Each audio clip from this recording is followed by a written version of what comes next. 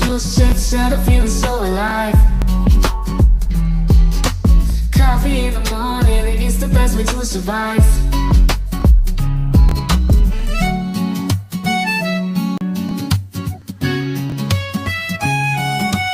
Woke up in the morning, sleepy eyes yawning. Jumped out of bed, started the day, opened the curtains. Felt the cool breeze, the sun shining on my face. But something was missing, I needed my job to chase. Give me coffee in the morning, give me coffee in the morning. Gotta have the caffeine, wake me up, shake me up, dip me back a lussie. 1 sip, 2 sips, and I'm feeling so alive. Coffee in the morning, it's the best way to survive.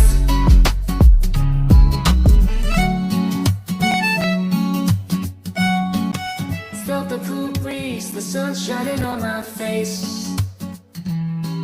But something was missing, I needed my job to chase. Give me coffee in the morning, give me coffee in the morning. Gotta have the caffeine, wake me up, shake me up, dip me back a lussie. 1 sip, 2 sips, and I'm feeling so alive. Give me coffee in the morning, gotta have the caffeine, wake me up, shake me up, dip me back a lussie. 1 sip, 2 sips, and I'm feeling so alive.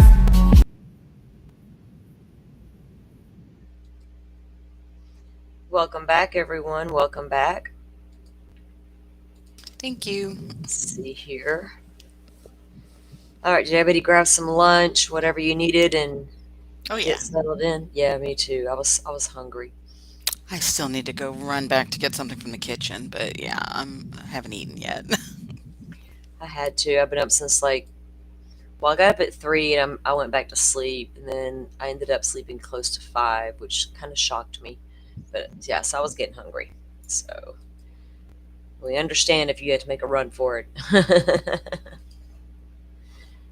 All right. So, like we were saying earlier, guys, when we ended the show, there was a Karen Reed motions hearing this morning, and it's a continuation of the hearings that were being held from last week. Let me get it all pulled up here. I'm ready to go. I think I had it queued up. That way we can and we can fast forward through that long break they had, apparently, that they were. Oh, I reviewed like 15 of the things and while I was eating. Okay. All right. Good morning, everyone. Rachel, it's 10:30 where you are. It is 12:30 where I am. So you are 2 hours behind me. All right, Dolphin, you go right ahead.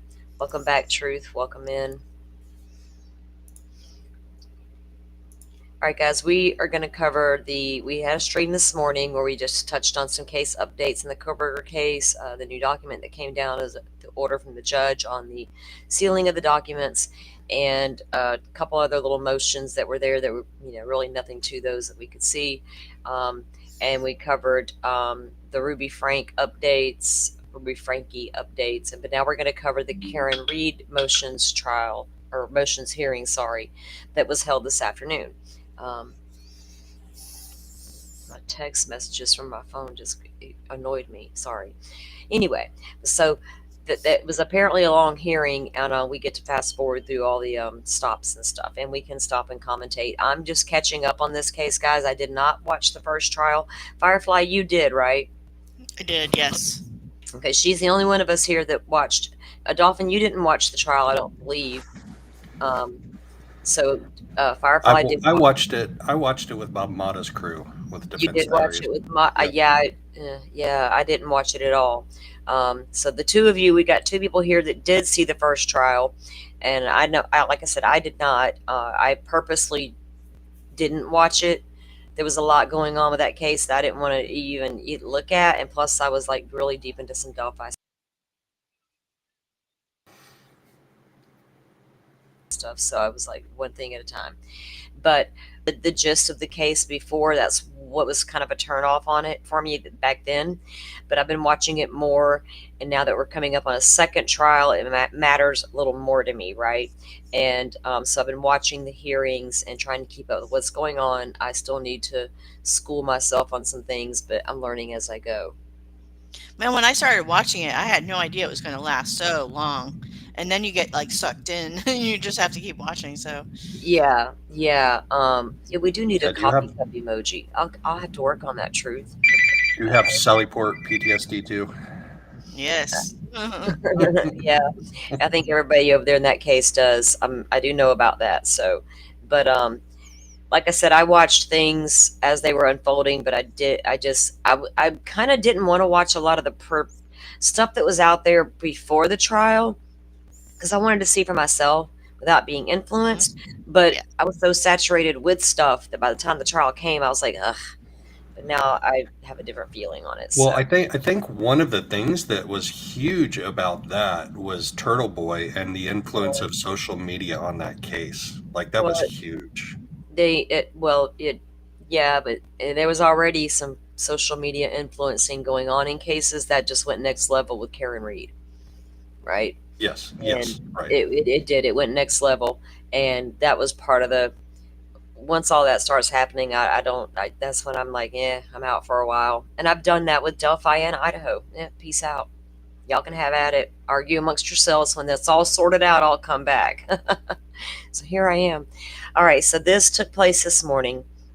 So we'll get, if it's too slow, we can speed it up a little bit. But I don't know how fast it is actually. So yeah, guys, if you don't mind, hit the like button. It really helps. We're getting a lot of views, but I'm not getting many on the like button. So I don't know if they're just hate watching or they're like, oh, I've watched for 5 minutes and I don't like it. We're out. I don't know what's going on. So if you do enjoy what you're seeing, please hit the like button because it apparently makes a big difference and matters. All right, let's get started with this review. Before they come to you, no fault. Draw near, raise your attendance, and you shall be heard. God save the Commonwealth of Massachusetts. This court is now open. You may be seated. 22-117, the Commonwealth versus Karen Reed. Can I please identify yourself for the record? Good morning, Your Honor. Ron McLaughlin for the Commonwealth. Good morning, Mr. Blackman. I'm Robert for the Commonwealth. Good morning, Mr. Lally. Good morning, Your Honor. Hank Brennan for the Commonwealth. Good morning, Mr. Brennan. Good morning, Your Honor. Alex Jackson from the street. Good morning, Mr. Jackson. Good morning, Your Honor. Elizabeth Little, also on behalf of Ms. Reed. Good morning, Ms. Little. Morning, Your Honor. Robert Alessi for Ms. Reed. Good morning, Mr. Leslie. And good morning, Your Honor. David Genetti for Karen Reed. Good morning, Mr. Leggy. Good morning, Mr. All right, so we've got a few things to cover today. We had a couple of questions to finish off about the defense position on the opposition to excluding the ARCA witnesses. Then we'll go on to defendant's motion to exclude Mr. Crosby, or Dr. Crosby, and then we'll go on to the defendant's motion to exclude Robert Gilman. I know they're both under DOGA grounds, and we'll hear about that. And the Commonwealth's motion for sanctions. And we have newly filed a motion to amend the scheduling order so that we don't hear the motion to dismiss today, and in opposition to that, and a motion to reconsider part of my prior ruling regarding the tapes at the Canton Police Station video. So that's the order that makes sense to me to finish up what we already had scheduled last week, if you don't do anything else. So the questions that I have, before we start, so I want it to be very clear, counsel knows this. There has been some attempt at distinction between defense counsel. Mr. Genetti wasn't on the emails. Ms. Little wrote the pleadings that everyone signed. Mr. Alessi's late to the game here. But you all know that when one of you speaks, you speak for the entirety of the defense team. When one of you act for the entirety of the defense team. And when one of you makes representations or misrepresentations, you speak for the entire defense team. You know that. Do you understand that, Mr. Genetti? I do, Your Honor. Mr. Jackson? Of course. Ms. Little? Yes. And Mr. Alessi? Yes, Your Honor. So, each attorney is legally accountable for the actions and statements of the entire team. So now the questions that I have, Mr. Alessi, that you said you welcome questions, and I appreciate that. So I wanted to talk a little about that pause email that you call it. Could you stand, please, because I am going to address you. Yes, I was going to go to the podium. Sure, go ahead to the podium. Thank you. I didn't want to stand when you were talking. You could stand. All right, so the pause email, as you call it. So first of all, we have that Wednesday, March 20th, 2024, 10:49 a.m. Email from Mr. Jackson. Dear Dr. Wolf, thank you so much for taking the time to get on the phone with me this morning. Pursuant to our conversation, please feel free to forward an engagement letter to this email address. I will get that countersigned and returned to you forthwith, along with your retainer as required. Also, if you could attach a copy of your, Dr. Rentschler's, and Mr. Klein's CVs, I would appreciate it. I look forward to speaking to you and your team soon as we iron out the logistics for your participation in the trial. Thank you again, AJ. Then, as you pointed out, 2 days later, an email from Daniel Wolf to Mr. Jackson regarding Reed engagement, and that's the title of the other one.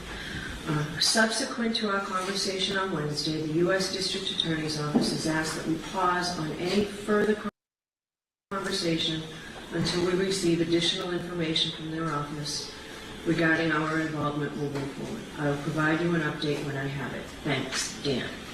You called that a pause email, but when I was looking through my notes, what you said was, based on that pause email, I infer that there was no further discussion between ARCA and Mr. Jackson regarding compensation and retainer, and then out of the blue, the bill arrives. So my question to you is, are you inferring, or do you know that to be fact, that there was no conversation, emails, texts, letters, phone calls? Do you know that to be fact, or is that what you are inferring, as you said? I am inferring, Your Honor, I do not know that as a fact. Okay. So now my next question is regarding the invoice and the payment or fact of payment. So the invoice was provided on February 13th, 2025, provided to the Commonwealth.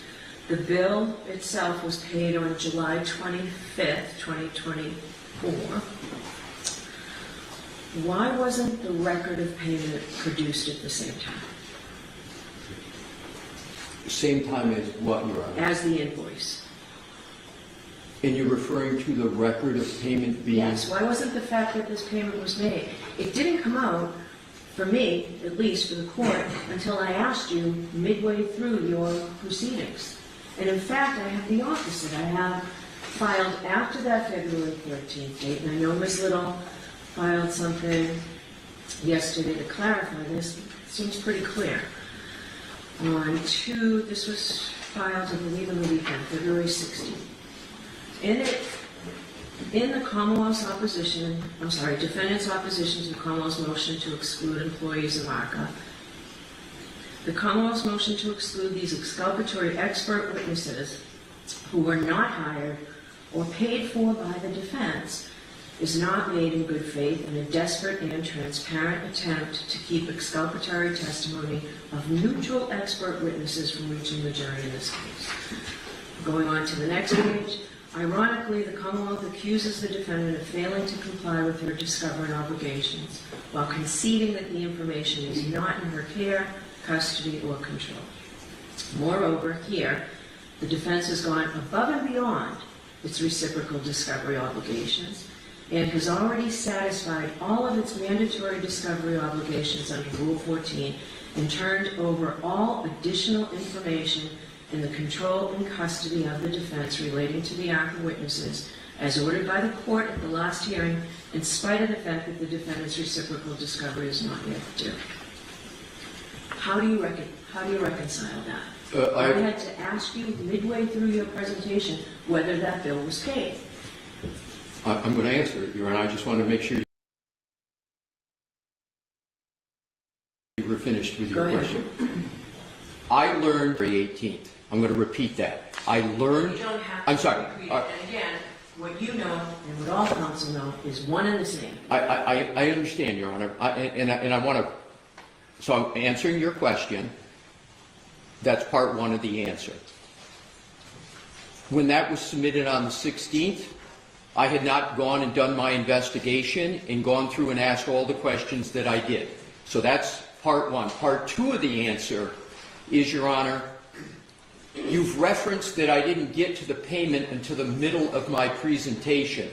The reason is because I did my presentation in chronological order. And that's the notebook that I laid out. I started with March, went all the way through, and when I got to the invoice, before I could state that it was paid, Your Honor asked the question, was it paid? And my answer was right away, yes, it was paid. And I said, and that's what I was going to get to next. So the reason why it came out when it did is because I did the whole presentation in chronological order. But the motion, defendant's opposition to the Commonwealth's motion to exclude employees of ARCA, is signed by you. Your Honor, it is signed by me, but if I could with regard to 3.3A1. 3.3A1 is not a strict liability statute. That's the reason why it has knowing in it, is in order to violate 3.3A1, the attorney in question has to know with regard to the fact and issue. So respectfully, Your Honor, I have a... So didn't these attorneys all know these experts weren't supposed to be paid? And the more I watch of these hearings on this subject, it sounds like they were paid, but they were like, oops, we didn't know we weren't supposed to pay them. But that's not how it comes off. Is anybody else? What are these experts testifying for? They are accident reconstruction experts. Oh, okay, yeah. Okay. And they were hired by the government, right? Mm-hmm. Not, but like, you know, normally each side would go out and get their experts or whatever and pay. Mm-hmm. They weren't supposed to, these were, you know, hired by, if I'm not mistaken, that's how this has happened. They were hired by the government and were supposed to be independent and were not supposed to be paid or prepped in regard to their testimony. So, and then one testified pretty much like, you know, in line with the defense, but that is the one that the defense allegedly paid. So that's why we're here. And they're having this portion of the hearing. So it's interesting to hear some of it. You know, I see the side chatter going on. I don't know what happened that night. I'm not an accident reconstructionist either, but this legal aspect is troublesome, because if they did pay them and they knew they weren't supposed to, they've tried to do everything in their power to show that they didn't. Like, they didn't turn over the discovery about it until recently, and that's how this all came to light. And now here we are with, you know, shady dealings prolonging another trial. It's just it's yucky. So let's see. Maybe they didn't do anything wrong. We'll have to wait and see how it plays out. Different view of what an attorney is responsible for under 3.3A1. You're absolutely correct. Under everything else, particularly Rule 14, it can be no excuse for any attorney, including me, that I didn't know what was happening in discovery. That's not the way Rule 14 works. I am responsible for everybody. But, Your Honor, it's clear in the commentary, it's clear in the case law. The reason why knowing is with regard to each attorney is no attorney can be responsible for the statements of issues of fact in court when it comes to a 3.3A1 analysis.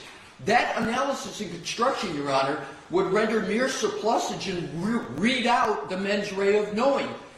In something that critical of candor to the court, that's why they put the mens rea in, because no attorney can be responsible for a misstatement of fact of another attorney unless they have knowledge of the misstatement and they knowingly participate. So I respectfully have a different conclusion than Your Honor does about attorneys being responsible for statements on candor under 3.3A from everything else in the world, which I agree completely with Your Honor. All right. I'm not going to ask other counsel. All right. So let's move on to the next motion. Your Honor, if I could, the tabs that I had, I marked them as exhibits. I didn't do that last time. In the white book? The white book, and I had marked, Mr. Brennan has agreed to them going. May I just offer them in at this time? They're all marked. There are two. Your Honor's February 6th was exhibit 1, so I picked up on 2 and worked it out before. What would you like me to do with these, Your Honor? You can hand them to the court officer who will hand them to the... Well, there you are. Thank you. Thank you, Your Honor. And have you concluded what you... Yes, but let's look at this one. Okay. Yes, 229. All right. So let's go on to your... Did the Commonwealth want to add anything? No, thank you, Your Honor. All right. So let's go on, and I don't have the Jim. 499. So the motion of the defendant to exclude the testimony of the Commonwealth's witness, James Crosby. And I've read it. I read it 2 weeks ago when it came in, Mr. Leslie. I'll hear you on your motion. Thank you, Your Honor. I'm just getting myself reoriented Take back your to... time. Thank you.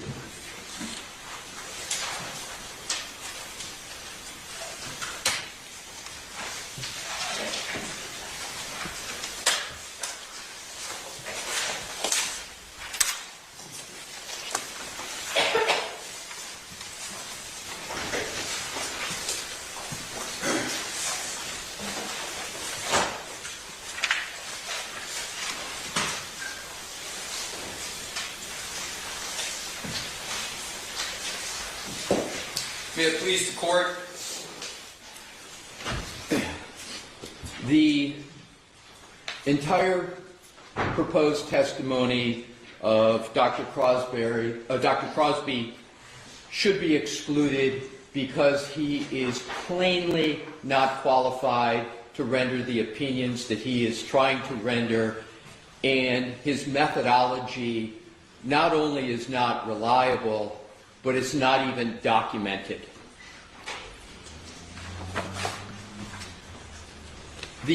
Your Honor well knows the inquiry under Dalbert Lanigan, so I won't go through Rentala and the rest. Your Honor's heard it many times before.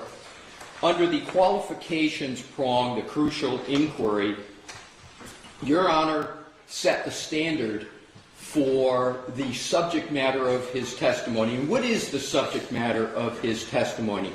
The subject matter of his proposed testimony is the medical cause of the injuries and wounds to the right arm of the decedent. I'm going to get into how Dr. Crosby tries to camouflage to avoid the impact of the standard Your Honor established. But that is clearly what he is trying to do. And I cite to NDAO 1377, NDAO 1382, because that is where he renders his opinions. For example, he says, this is a preliminary response to your request for my professional expert opinion regarding injuries and defects to the right arm of decedent John O'Keefe. Similar statements. So it's very clear that's the subject matter of his testimony. Your Honor stated, with regard to Dr. Rentschler, that it is clear to me that in Massachusetts, biomechanical engineers are not qualified to testify as to medical causation of an injury. Point. Only an MD can do that. That's what Your Honor said was the clear law in Massachusetts. Admittedly, indisputably, Dr. Crosby is not a medical doctor. As a matter of fact, Dr. Crosby is not a veterinarian, he's not a forensic odontologist, and those are all disciplines that can even get near the type of subject matter that he's looking to opine about.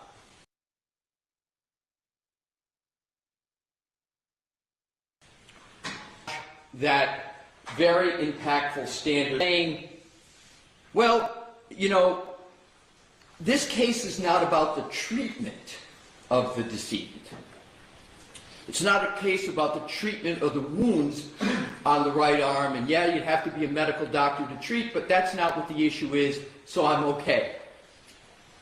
It is a total straw man argument. He's creating this treatment. Nobody ever said the way that the issue is treatment. Dr. Russell never said treatment. Dr. Crosby made it up.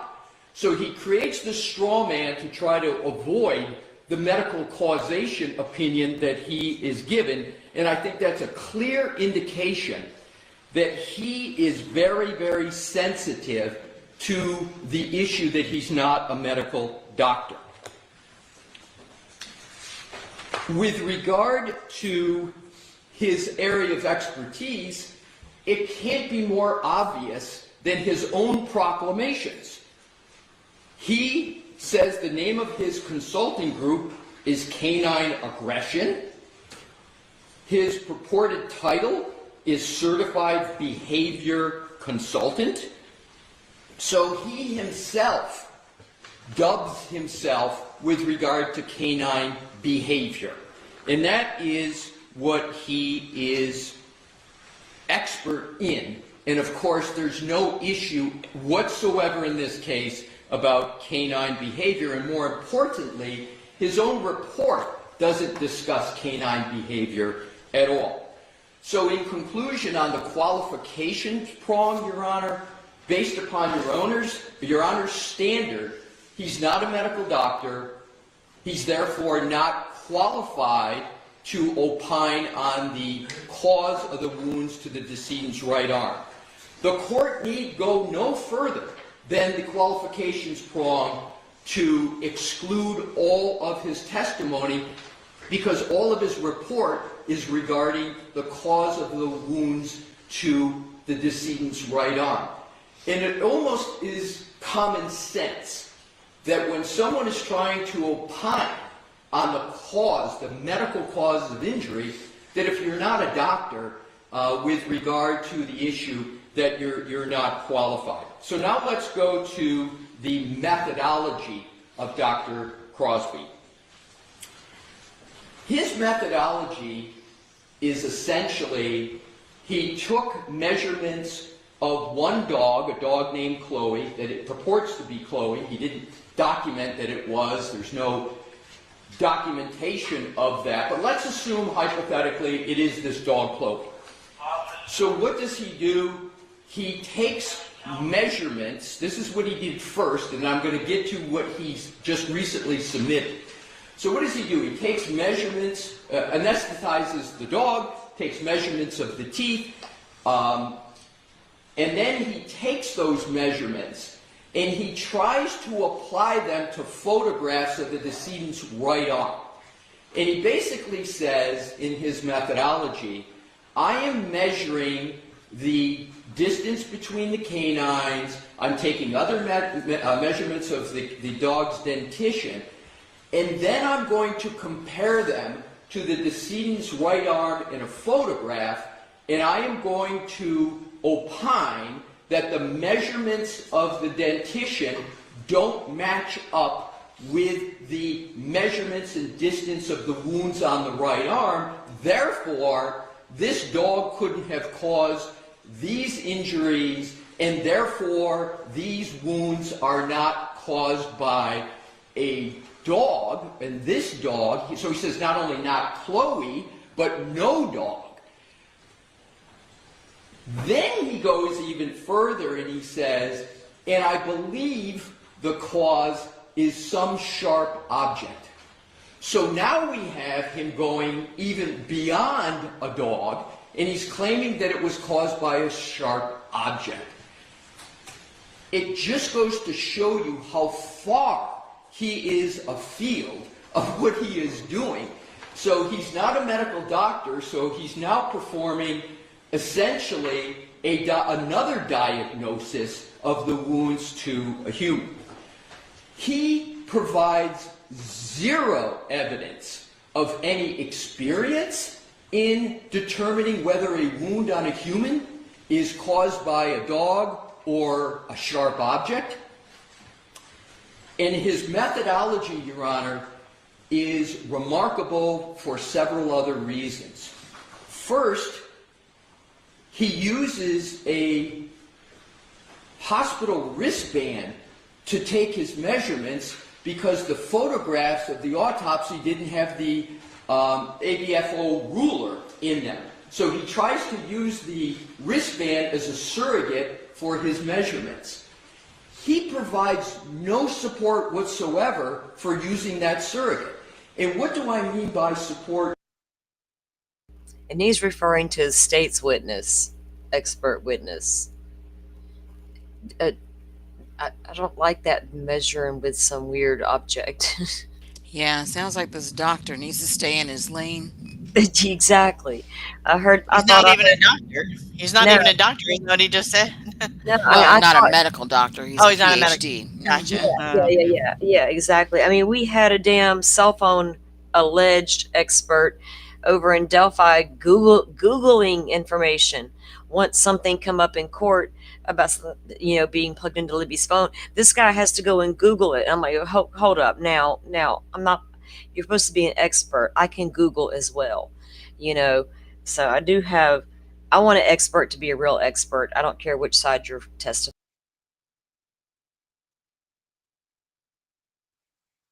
for, but you would think the state would get somebody a little more qualified, maybe. Your Honor, for an expert to justify a methodology, they've got two ways to do it. The most prominent and common is that the methodology is generally accepted in the relevant scientific or medical field. He provides zero, and I mean zero, words to tether his methodology to a commonly accepted practice, meaning his methodology that he used, he doesn't show any support for that at all, let alone it's commonly accepted. He doesn't cite to one study, he doesn't cite to one scientific publication that says this is a permissible way to determine whether a bite is from a dog. So the burden, as Your Honor knows, is on the Commonwealth to establish the methodology. And I note, Your Honor, that I see the conversation. Well, I see what you're saying, Truth, about the dogs. So I've raised pit bulls. One time attacked my ex-husband. It left a big gaping hole. Daniel from Drunk Turkey was recently attacked by one of his American bulldogs. Left a giant gaping hole in this man's arm. It hit an artery. It was bad. He'll tell you. Yeah, pit bulls don't go into graves. They go into, They dig in. lock on, and once they lock on, they automatically go. They start ripping, going side to side. They're I don't know German Shepherd breeds that well, but even from what I've seen of John's arm, because I've seen the photos of what his arm looked like, I see large lacerations and scratches and things of that nature. All these things that I'm not so sure were caused by a car, but I don't see a gaping dog bite wound that a dog latched on and started shaking that head. That's what a pit bull's going to do. They're going to start shaking that head because they're taking you down. That's part of their thing. Yeah, German Shepherds are the same, because Right, they're that's what police dogs, military Right. dogs, so they have that same inner instinct. Exactly. Plus, they've got big teeth. Yeah. So I would think, just personally, because I don't know what happened out there that night, but from just what I've seen and what I've seen of what dogs can do to people, based on my own experience, I just didn't see these big, those types of wounds. I saw other types of wounds, but I don't know. I'm still not sure what they were from or what caused them. Yeah, well, I had a fighting pit for 15 years accidentally because her parents were fighting pits. We don't believe in it. and we never fought her, but we could never allow her around other animals. We learned that quick. Like my second one was the biggest baby on earth. She wouldn't fight a fly. Yeah, it just Well, would be in nice its if they had first had response- photos of that basement Yeah. from the night that it happened, so you could maybe see, oh, is there something else in this basement that would have caused, wounds? Yeah, of course. There was all kind of things, right, that could cause even fighting with somebody or throwing your arm up in some sort of defensive type stance. If somebody was coming at you with something or something, there's all kinds of possibilities, I guess, other than being ran over by a vehicle or bumped into by a vehicle or so yeah, on the fence about it all still. States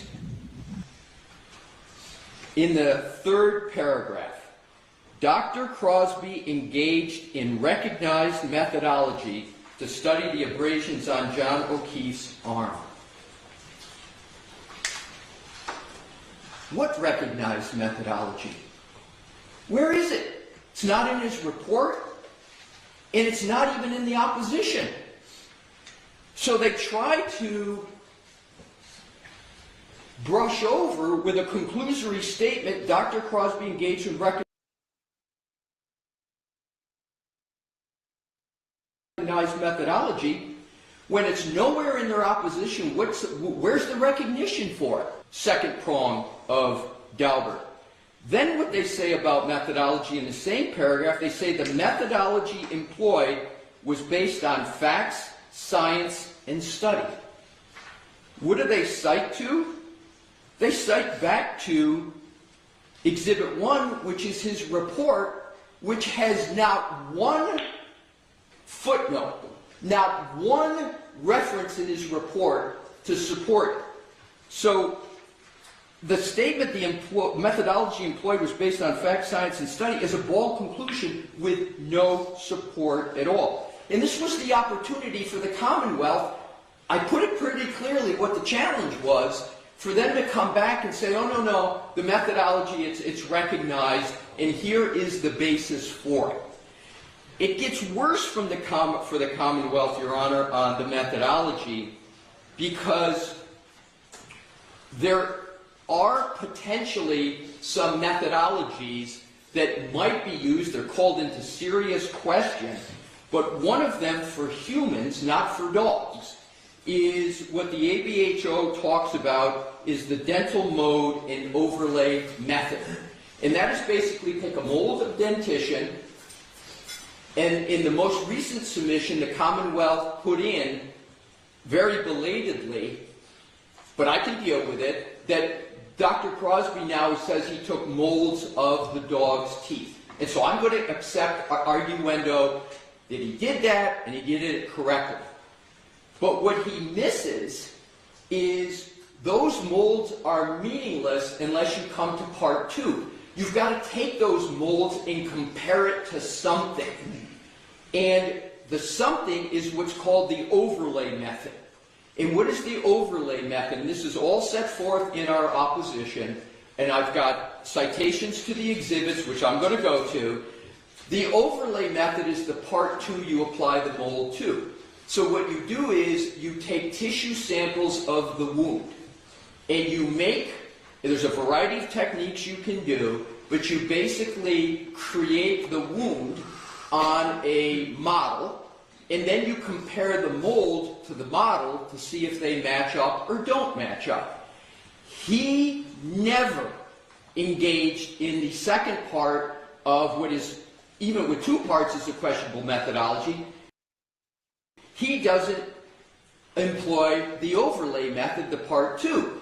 So the molds that he took are meaningless unless you have the overlay to go with it, because that's what you compare them to. More importantly, the ABHO makes it clear that the only people that can do that are forensic odontologists. And even then, the science is very questionable. What he also does in terms of, and also for his methodology, where it's just a measurement, he provides 0 citations and the Commonwealth provides zero support for taking measurements in molds and comparing them to the wound. Zero. So what are the other errors of Dr. Crosby? And these are not mere differences of opinion, Your Honor. These go right to the methodology. And we put in an affidavit of Dr. Russell, who is the medical support for his errors. So Dr. Russell goes through and talks about all the errors that Dr. Crosby caused in his analysis. The first, she says, is that he treated the arm of the decedent as if it is a static, plastic mannequin-like object. And what is meant by that? Your Honor may recall Dr. Russell stated that when anyone is attacked by a dog, they move their arm, they flex their arm, and they move it, etc. And that can cause a dog's teeth to have an incomplete bite, etc. Dr. Crosby doesn't account at all for that movement. So what he did was he treated the arm as if it never moved, and then he said, I'm going to take the dog's teeth, measure it, and then I'm going to take those measurements to a static arm. And he says it's just the distance is too far off to say that it was from any dog. Is up, as it always happens in a defensive wound mode. Those angles and those distances change, they get closer together. It's common sense, but it's also medically supported by Dr. Russell. And she said when you do that flex, that is going to make those wounds approximate the canine, but the fact is, her main point is he never accounted for that in his methodology. It's not an opinion, it's a methodology. So, again, if he were to cite to a study that would say, no, it's okay to just treat it illogically as a static object, he might have some support. But he doesn't, and there is nothing in the literature because nobody believes that's at all realistic in a dog attack. So that's her first criticism of him.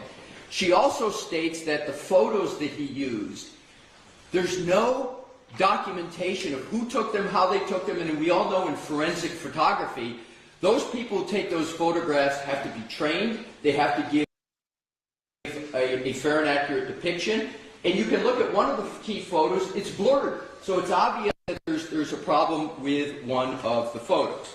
She also aptly points out that there's not one citation in his report to any support for anything that he did. The Commonwealth, in their opposition, spent more words going back trying to attack Dr. Russell than they did trying to support their own expert's opinion. And I just counted the lines. I'm not going to tell you what the count is, but there's more lines basically trying to say that Dr. Russell's entire testimony and opinions lacked adequate authority. My. She had, I think, 31 footnotes in her report. The one who entire opinions lacked adequate authority is Dr. Crosby. The other criticism that she has on the methodology of Dr. Crosby is that he didn't account for the dimpling and pinching and piercing of skin. Human skin, when there's any pressure, particularly with a bite, it moves, it dimples, it hits the muscles, etc., etc. He gave no account for the condition of the human arm and skin and anatomy, perhaps because he's not a medical doctor and doesn't know the area. So, with regard to the Commonwealth's response, I'm appreciative of the fact that they cited to his thesis.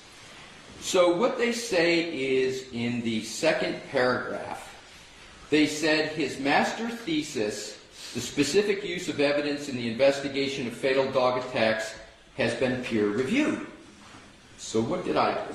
I went and read both of his theses.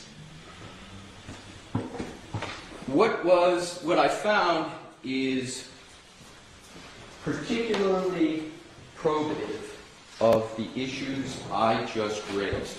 So I looked at I read 179 pages of his 2016 Master of Science thesis that they cited.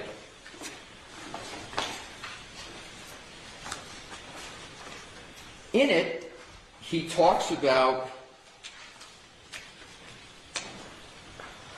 on page 46, defining bite mark evidence. A bite mark can be generally defined as a pattern made by teeth in a substrate. A dog bite injury is a pattern industry. Your Honor may recall the absolute probing of Dr. Russell on patterns and the arguments that patterns are a soft science and you can't rely upon them. And lo and behold, Dr. Crosby's first sentence in his master's thesis is a bite mark can generally be defined as a pattern. A dog bite injury is a pattern injury. So I appreciate in his thesis that he confirms Dr. Russell's methodology. What he doesn't do in his thesis is even mention his own methodology that he used here. In 179 pages, there is now one reference to the methodology he... That's kind of crazy. Juice did his homework. Yes, he did. In his report. Yeah. With regard to, I mentioned the ABFO, the American Board of Forensic Odontology, and I mentioned how difficult that is to do that correctly. In his thesis, he states, and I quote on page 61, the guidelines, however, do not indicate the criteria necessary for using each method to determine whether the bite mark can be related to a person's dentition and with what degree of probability. There is no science on the reproducibility of the different methods of analysis that lead to conclusions about the probability of a match. A very, very, and I couldn't agree with Dr. Crosby more on that. He then talks about, in his thesis, about the fact that there's no accepted methodology for dog bites, even using ABFO. And on page 63, I'm going to quote what he says. Although the ABFO does not specifically address animal bites, it would be logical to apply the same. What is that, right? He never did that, and he was proposing his thesis that that might be a way to go, but he recognizes that it is not reliable. And then on page 66, the last paragraph I'll cite in this, he says, reliability in human cases is under examination. Hard statistical agreement on consistency is not present, so each evaluator will have to make the best argument in each case. As case law develops and examination science progresses, we can hope that standards will be established and accepted. Until then, a forensic bite evaluator can best develop their opinion based on whether the bite mark in question is consistent or inconsistent with a pool of potential subjects established by other means. Here we go. This opinion should be heavily influenced by supportive hard evidence, such as DNA, physical observation, blood, tissue recovered from the gastrointestinal tract, and other factors. So the ABO, he agrees with the fact that you just, even with this methodology, you've got to have it supported by this hard evidence that he doesn't have anywhere near in his methodology. And what he also talks about is relying upon a medical examiner for this hard evidence. And what we point out in our opposition, Your Honor, he never worked with a medical examiner for his methodology. He never worked with a forensic odontologist. In the case law that we point out, even in this very suspect area of bite mark analysis, even in the cases that allow it for humans, they are all cases where there had to be a forensic odontologist or a medical examiner involved for quite obvious reasons. So his master's thesis supports the methodology of Dr. Russell and provides not one mention of his methodology. So then I said, well, maybe in his PhD thesis, which is more recent, 2023, maybe in that thesis that the Commonwealth did not cite. So I went and read 143 pages of that, and there is zero mention of his methodology, and that was just 2 years ago. So what does he say? In his whole thesis is entitled Dog Bite Related Human Fatalities in Scientific Study. So it's really about fatalities, and here it's undisputed that the decedent, his death wasn't caused by a dog. It's a dog attack, but that was not the cause of death. And his whole thesis is about the problem statement. He defines his thesis on page 18. One of the problems is the lack of standardization of methods in reporting. Lack of standardization manifests in several ways. So basically what he did in his thesis is he went through and talked all about when there's fatalities, there's ways, and he creates a classification system on page 63. But his classification is on behavior. Second sentence, page 63. Classifying dog bites. This provided the opportunity to develop a protocol for classifying the incident from the dog's likely perspective based on its behavior. That's his thesis. It's got nothing to do with, is this wound caused by a dog bite? And so, on the point of needing a medical examiner, needing someone like a forensic pathologist to be involved, he agrees. Page 125 of his PhD thesis, first full paragraph. Where possible, medical examiners or other examining experts should document the location, extent of wounds, and try to determine which wounds may have been antemortem, perimortem, postmortem. This may require histological analysis by a forensic pathologist. So he mentions what medical examiners should do, what a forensic pathologist should do. He doesn't even begin to suggest that he should do it or that he is even qualified to do it. So in sum, Your Honor, with regard to Dr. Crosby, whose degree is in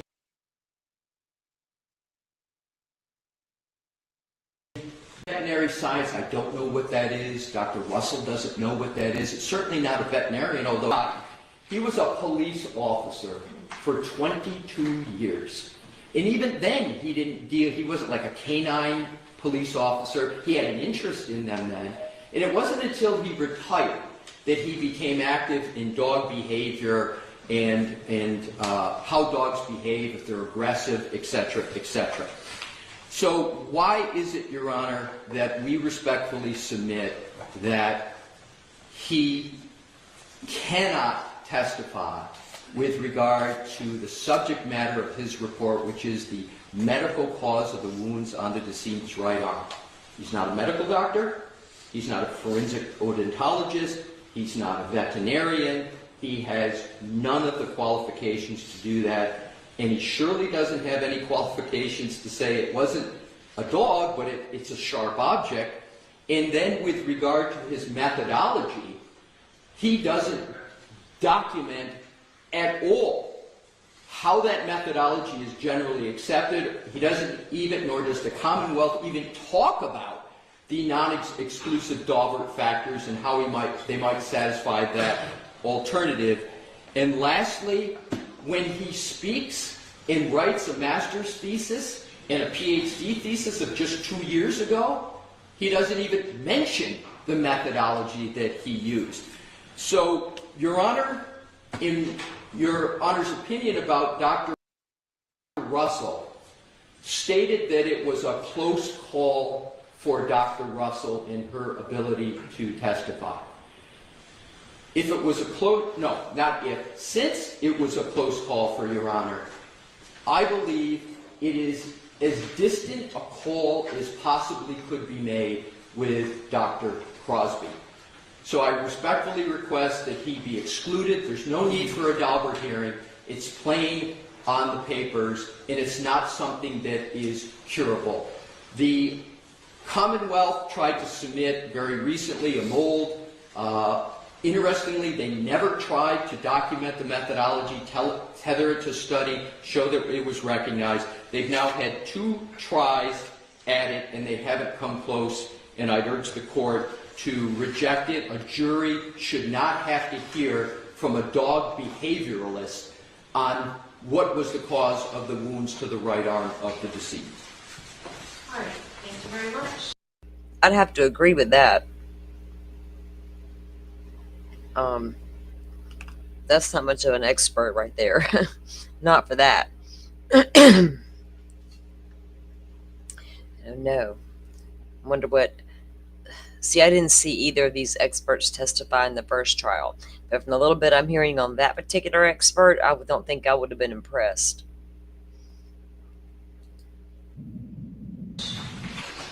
Oh, wait till you get to Before you Trooper begin, Paul. Dr. Crosby, Trooper Paul has nothing to do with it. It's more like the crime scene or the accident reconstruction, but like he is Right. absolute no knowledge whatsoever. Anyway, sorry. Did the dude get his PhD out of a Cracker Jack box? Girl, Sounds I was like in the kitchen and I'm just, still listening. I'm Yeah. like, wait, what? yeah. Yeah. Like, these experts in Idaho better be way better than what I've seen in Delphi and Karen Reed so far. I'm just saying.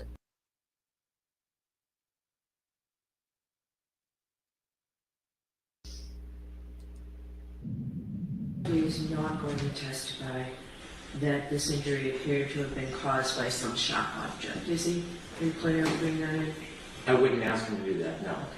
All right, so I'm hearing a motion. Yeah? Yes.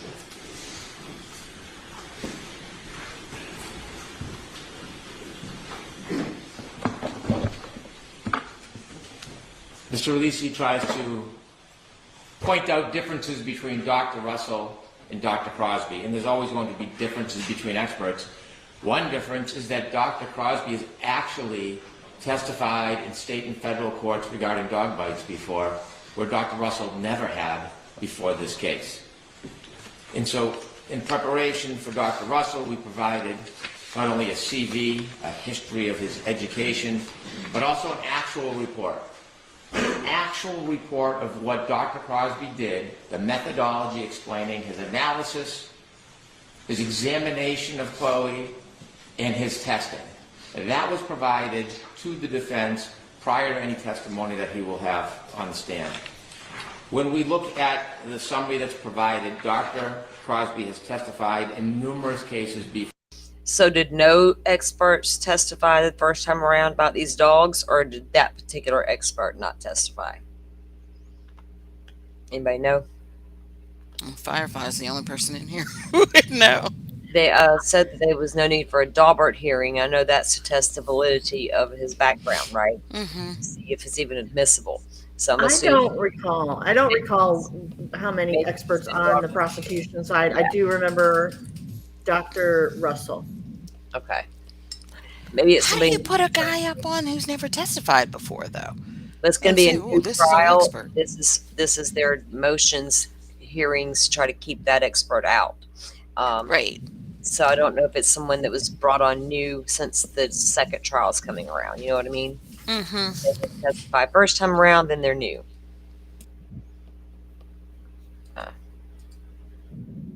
Before. So those courts seem to disagree with Mr. Alisi's opinion. In addition, Dr. Crosby set out in his package numerous different journals and publications that he relied upon in this case. There are a number of publications, I won't read them all to the court, but we can see that he relied on books regarding bite mark evidence, human bites versus dog bites, forensic study of dog attacks on humans, a focus on bite mark analysis.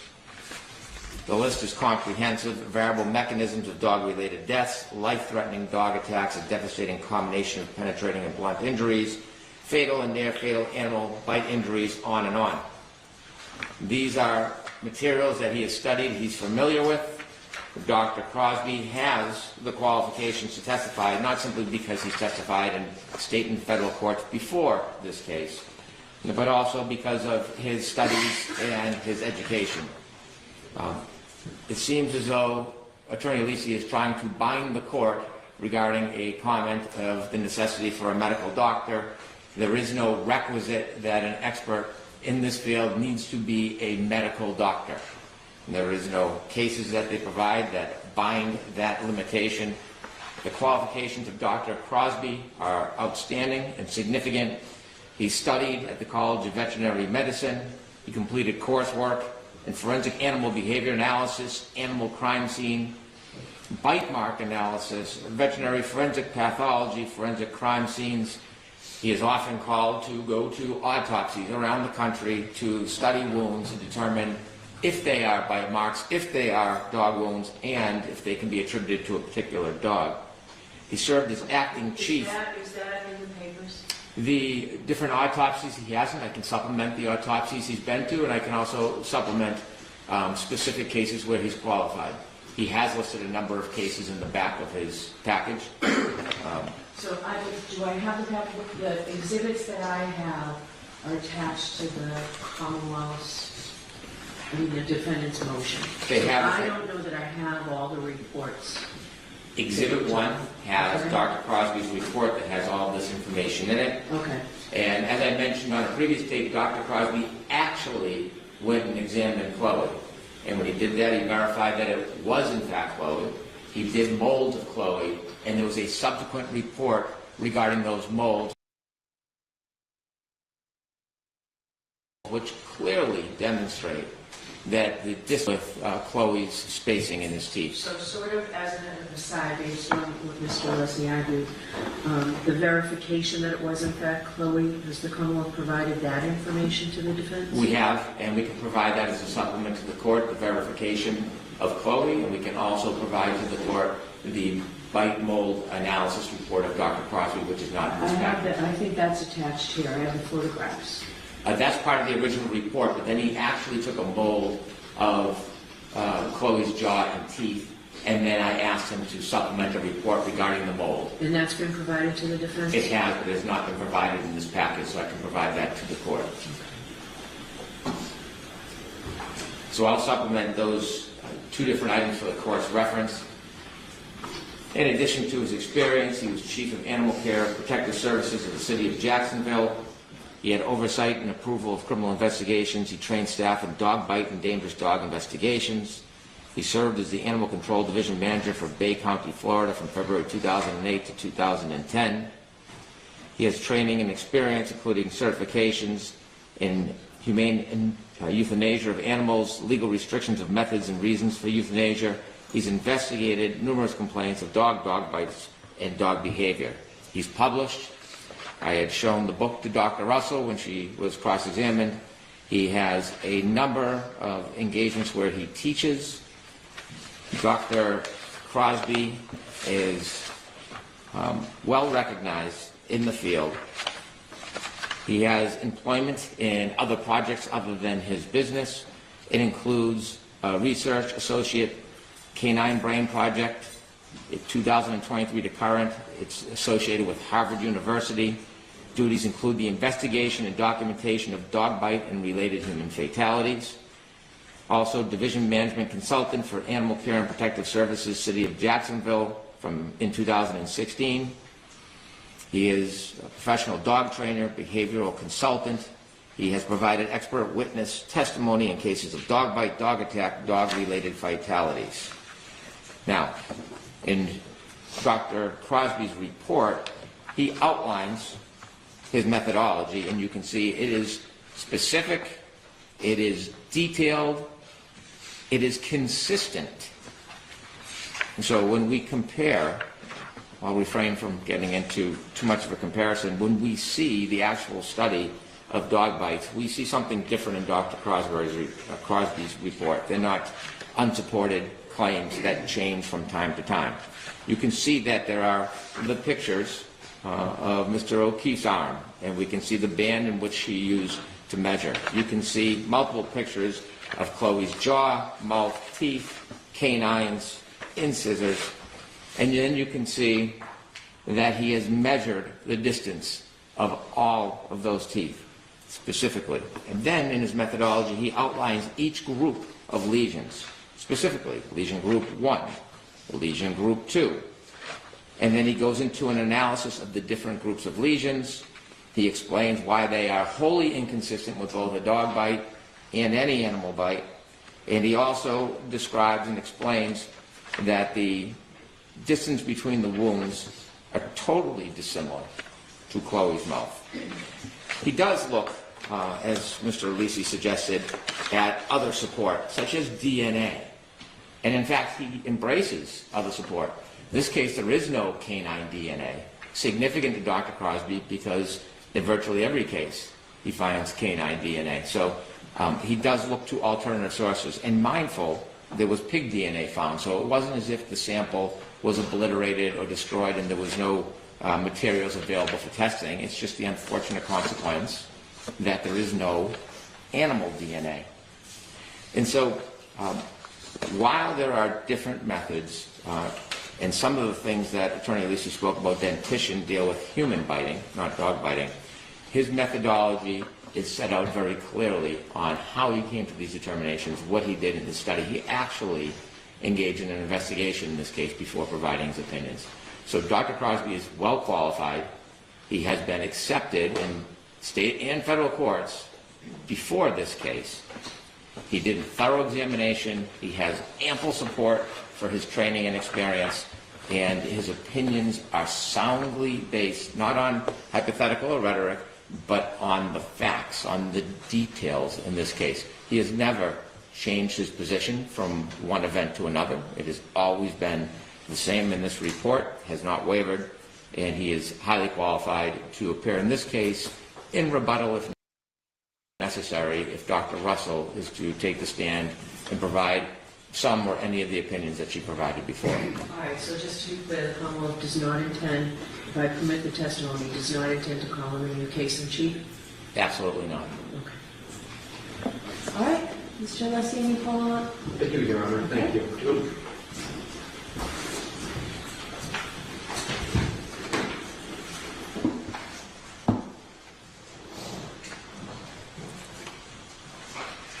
The Commonwealth did not address in its presentation, you heard, one probative, legal, or factual point I made because they can't. Specifically, the Commonwealth just stated that Dr. Crosby has testified in court numerous times. On what? It's important. You can be qualified to testify. And if it's what Dr. Crosby does on behavior, dog behavior, was the dog an aggressive dog? I get it. But the Commonwealth never said that in even one of those cases, Dr. Crosby testified on whether the cause of a wound was from a wound to a human was from a dog. It wasn't mentioned. There's no case provided.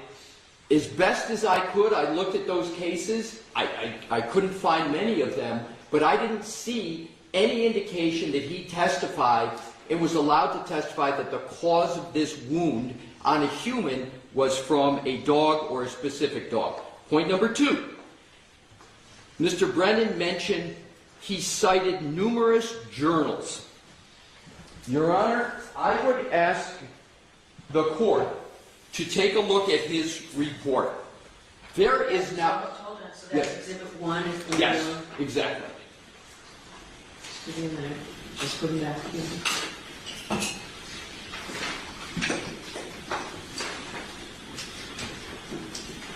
All right, so what page?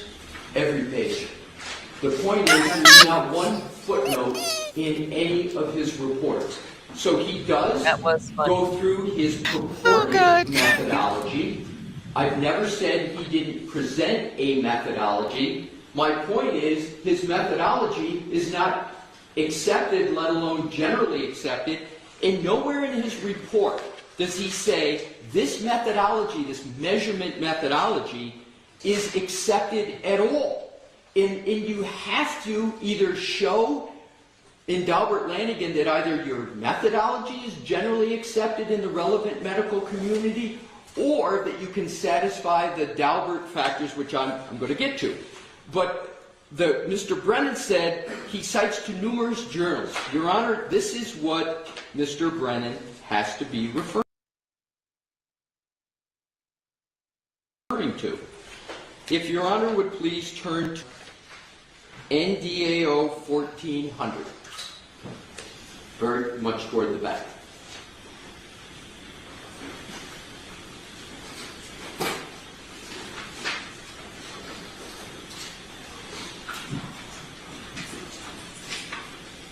Okay.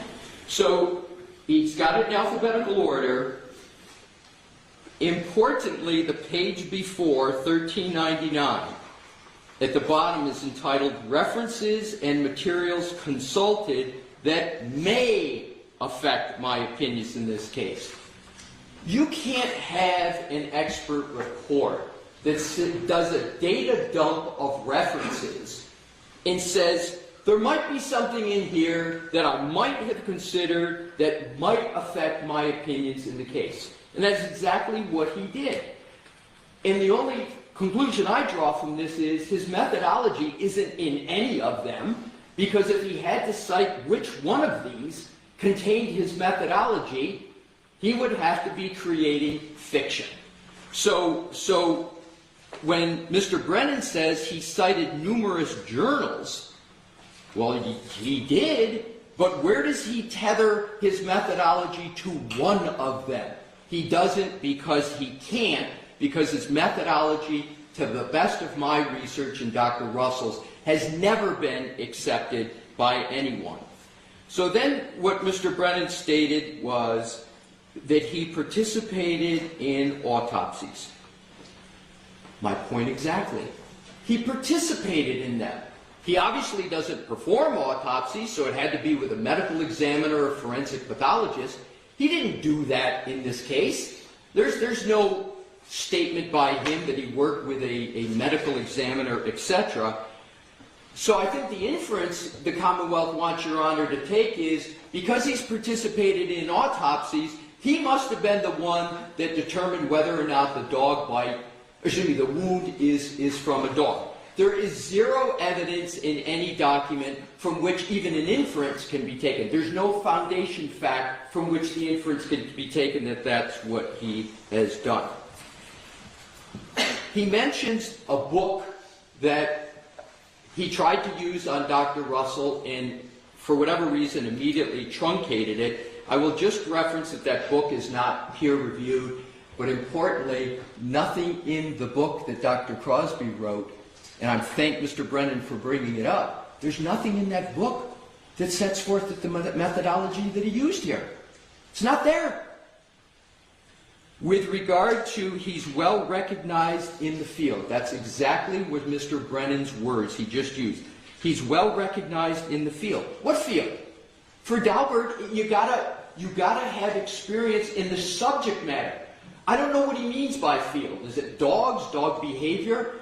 In Daubert, it's the subject matter, the testimony, which is what's the medical cause of the wounds to right arm.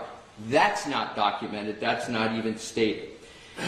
He mentions Harvard, which people use for obvious reasons. You know, it's Harvard.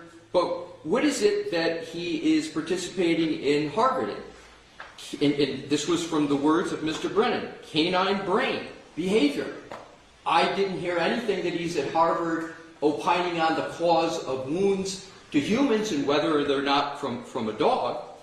Mr. Brennan said that he outlines his methodology. I agree with Mr. Brennan on that. He does outline the methodology that he uses. But fatal and problematic is he doesn't tether it to a study to say it's generally accepted, which is the key inquiry under either Commonwealth v. Davis, common acceptance, or the Daubert-Lanigan, the 9 exclusive factors. And then the last point that Mr. Brennan made is particularly telling. He said Dr. Crosby bases his opinion on facts. That's not the Daubert inquiry. You've got to base your opinion. Facts, yeah, they are somewhat relevant, but the most probative aspect is methodology.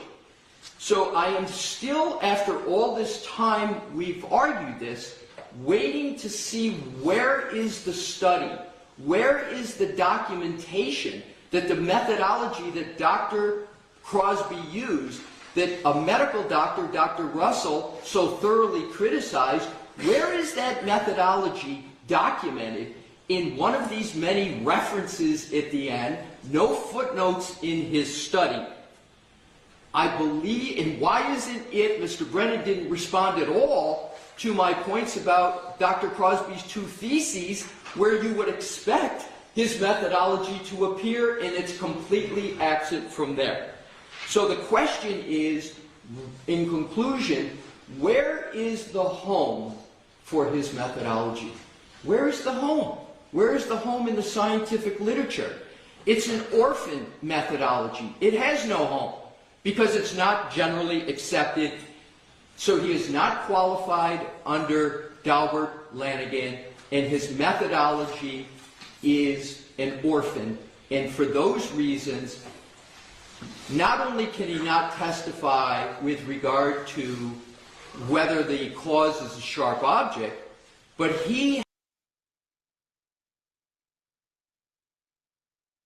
has not, the Commonwealth hasn't even begun to meet its stated, and a good part of my position is based upon Dr. Crosby's own report that doesn't tether it to a study or general acceptance, and Dr. Crosby's own theses that don't even mention the methodology that he is trying to put forth in this case. Okay. Anything else, Mr. Brennan? Briefly.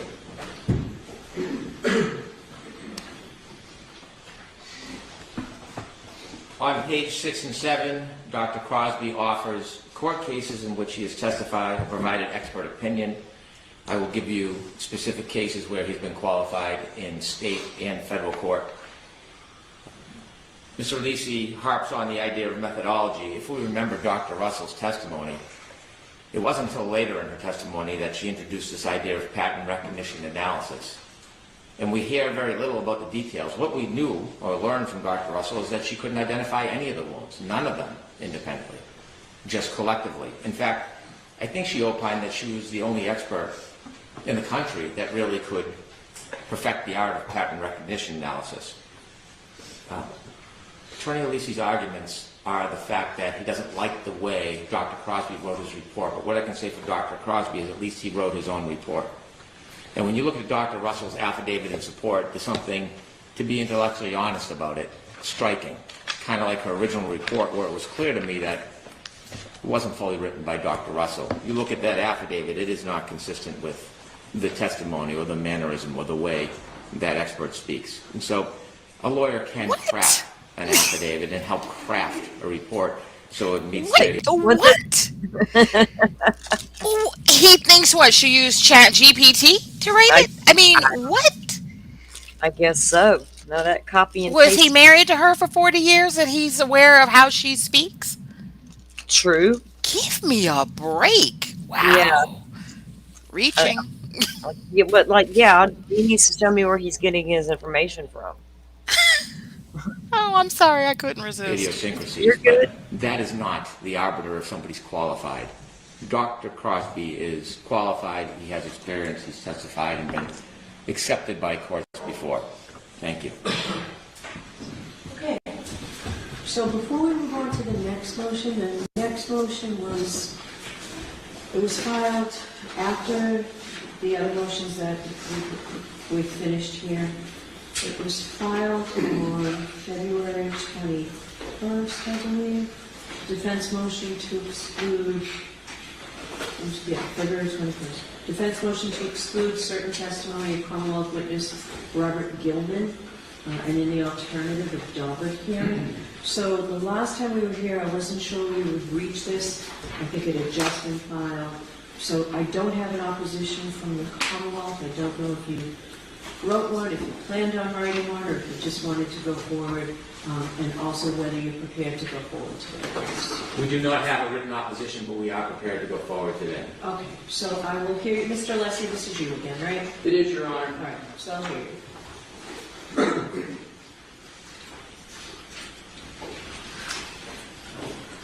And this is paper 515.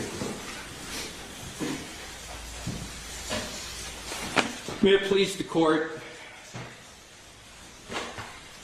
Mr. Gilman, a meteorologist, is attempting to opine on the hardness of soil conditions at 34 Fairview. No. Okay. Okay. I'm telling you This is guys, good. you guys missed a good trial. I'm telling you. No, I'm definitely gonna go back and watch it, but this is good because we were talking about this the other day, right? Yes. I mean, my God. He basically is just like, this is bullshit. This is his way of saying it. Yeah. Oh, wow. Can you imagine what kind of experts we're going to get into in the Idaho case eventually? Oh my Oh, God. I can't wait. Oh, I just can't wait. Oh my God. It's going to get rich. Uh-oh. In January, on January 29th, early morning 2022, he states in what is a certified weather statement, that's quote, certified weather statement, many things, and we don't challenge his statements about what the temperature was and precipitation. But what we do challenge is his opinion with regard to the hardness of the ground. Now, yeah, you're a meteorologist, not a soil expert. I get ground's frozen, it's hard. I don't think a meteorologist needs to be there to tell me that. And I don't even live in snow country. But so hard, you're going to crack your skull when you fall on it through the how many feet of snow before you get that bottom layer of ice? Yeah.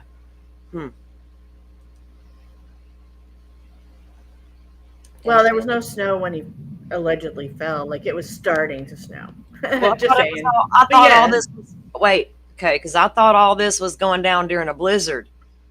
It was just starting. Like at 12:30 is when this all allegedly happened, right? Okay, because I'm trying to figure out why a bunch of damn cops. By morning, when when he was found, that was, all night long. The blizzard was going on, and that's, why he was covered in snow. Oh, but that's okay though, Firefly, because apparently snowflakes are treacherous too. Yeah. Oh my They have gosh. very sharp edges. Mm-hmm. Yeah, they'll stab you and cut you. Maybe that's what cut his arm. Really? With regard to his qualifications, his qualifications to opine on the hardness of the ground. He is not a geologist. He's not a pedologist, i.e. a soil scientist. There's a specific field for that. He's not a hydrogeologist, which is a scientific discipline that blends water movement in the subsurface, particularly the soil. He's not a hydrologist, which deals with solely movement of water, whether it's in any kind of media, soil, etc. And he doesn't purport to have any of those qualifications. He doesn't even state that he took courses in college that would have even educated him on soil hardness and the effect of precipitation with regard to the hardness of the ground. But perhaps the most telling statement that he makes is he puts his opinion in quotes. So his certified weather statement is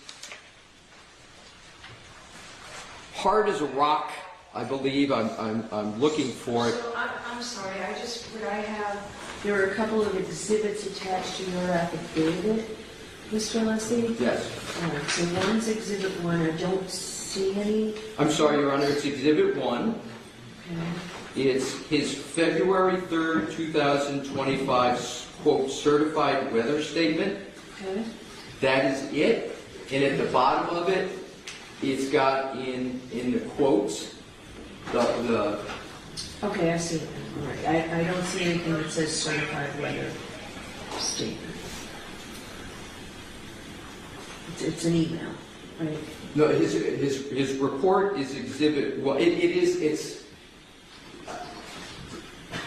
does state certified, and I'm quoting certified weather statement. Is it NDA 02802 and 803? It is exactly that. Okay. Yes.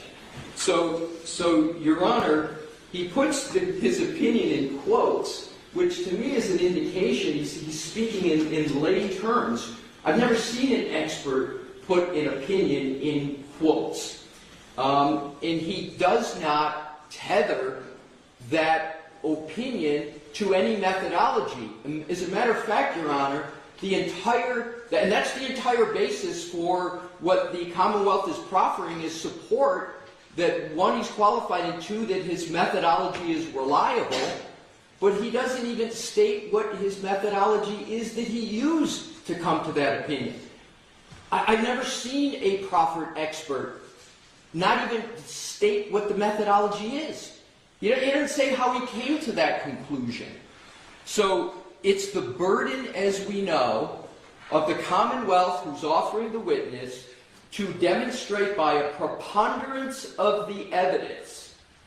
They don't even have evidence, let alone a preponderance of the evidence. They don't state a methodology, and they put the key opinion, the only opinion, in quotes.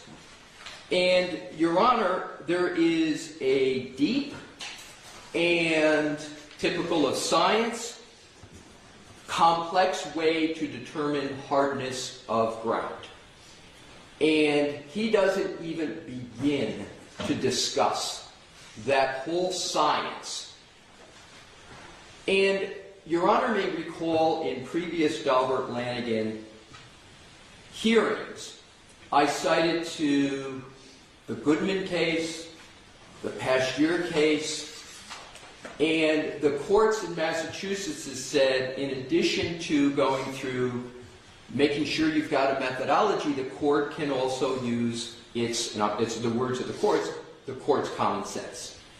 So in addition to all the defects that I just covered, has anybody ever, all of us have heard a meteorologist in many different fora, most prominently on TV, talk. And what do they talk about? They talk about the weather, the forecast of the weather. What is the weather? We all know what it is. I've never heard a meteorologist say, today is going to be 22 degrees below freezing, there's going to be precipitation, and the ground is going to be hard as a rock. Dude. Oh my goodness. Amen. He's got a point. I mean, like, I love me some soil testing. Like, anytime there's a case, like, I'm dying to know about the soil on a certain shovel in a certain car. But I want to hear from a soil expert, not the meteorologist. So, yeah. I never heard it. Because that's not what meteorologists do. So I believe in terms of common sense, in addition to the other arguments, I think common sense just tells one that this is not the kin of meteorologists. And interestingly, the Commonwealth doesn't cite and document one instance where Mr. Gilman has previously opined on the hardness of the ground. Not one. So in conclusion, Your Honor, he's not qualified in this area. He doesn't even state a methodology to come to the opinion, let alone show that if he had a methodology, it's reliable. He puts the opinion in quotes.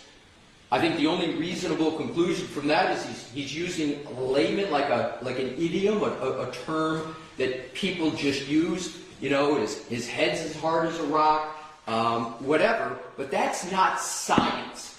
And in order to give an opinion to the jury, the whole purpose of general acceptance, the whole purpose of Daubert, is it has to be based in science, and it has to be the methodology. There's none stated, and for that reason, and the others I've mentioned, Your Honor, Mr. Gilman, the meteorologist, should never reach a jury to talk about hardness of the ground. Damn.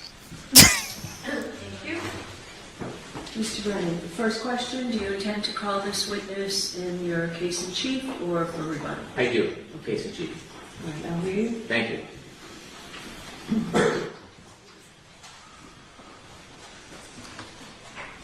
The Commonwealth proposes calling this gentleman to talk about the weather conditions leading up to the night that John O'Keefe was killed, to talk about the temperatures, the wind conditions, also the snowfall.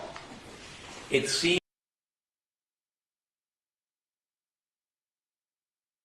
that the only complaint the defense has, I think that concern is easily remedied. I do not need to ask this expert if the ground at Fairview was hard as a rock. I can ask him about the documented temperatures, the winds, the snowfall, what makes the definition of a blizzard. Like, how's long to die in the cold? That kind of thing. I do know that part. How many hours have to elapse in certain conditions to be a blizzard. Also, he can measure the snowfall as it accumulated that night into the early morning hours because there's statistical evidence about it. And I would like him to talk about how ground freezes. Without giving an opinion that this ground was hard as a rock, he should be able to testify that over a period of time, the frost below freezes the ground. I don't need or would not ask Mr. Gilman to talk about the ground hard as a rock. We have a handful of first responders who will give lay opinions with common sense that the ground was hard as a rock, and state police who excavated can testify to that very thing. So Mr. Gilman does not need to offer that opinion. If that's the only thing offending the defense, I think we can resolve the issue. Okay. Would you say that, Mr. Lessons? Oh, you did, Mr. Brennan.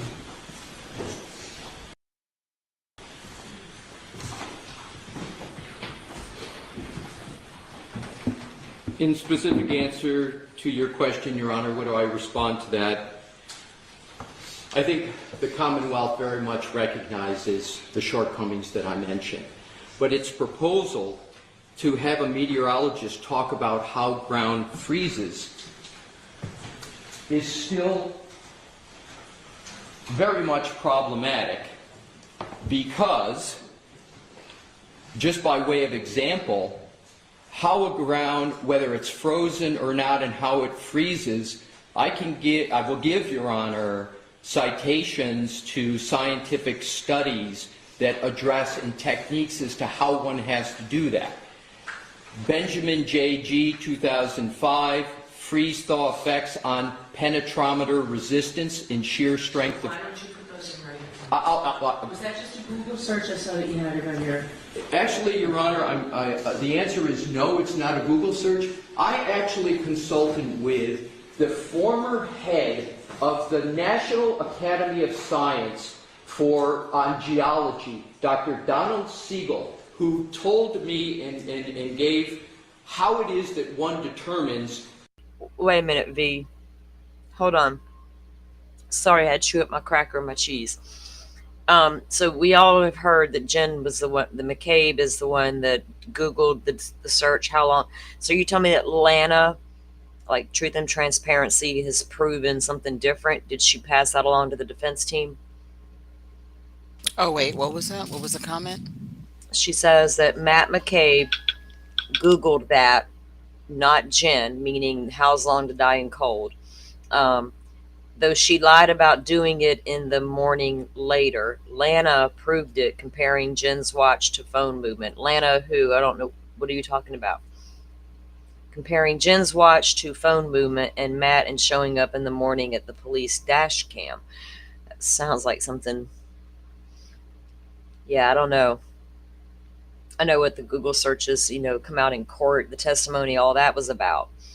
I don't know what Lana, if you're talking about Truth and Transparency, I couldn't tell you anything she's uncovered. So Lana solves another case, right? Too bad the damn defense people don't hire her. Whether or not ground is even frozen. Okay, so that would be helpful to me. Is there any objection to the Commonwealth to me getting that? Not at all. No. Happy to provide it, Your Honor. Do you want to provide a copy to Commonwealth as well? I'd be pleased to provide a copy to the All Commonwealth. right, so I'll take this under advisement.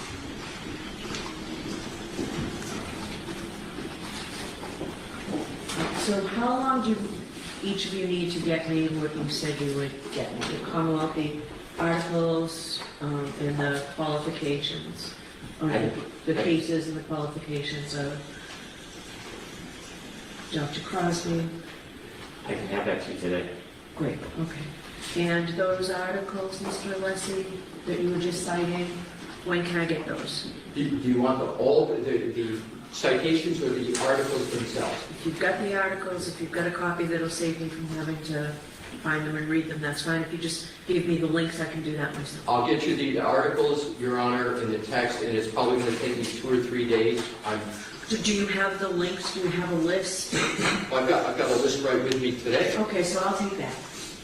And that'll save you from having to print the articles. You let me hand it to the court officer? That would be great. And you'll provide it to the Commonwealth as well. Is that your only copy, Mr. Alessi? Did co-counsel have copies? Oh, no, co-counsel doesn't have any of this, Your Honor. Okay. I just need to black out something here that's... Sure. You don't have to do it right now. Do it before you leave today. I'll do it before I leave, Your Honor. Now Thank we're you. there, we'll see to it. Jim, can you get a copy made for everybody? Thank you. Commonwealth's motion to impose sanctions. And this involves a transcript that I've read. I've listened to the actual recording. Maybe it makes sense to take a 15, 20-minute recess. Now, does that make sense to everyone?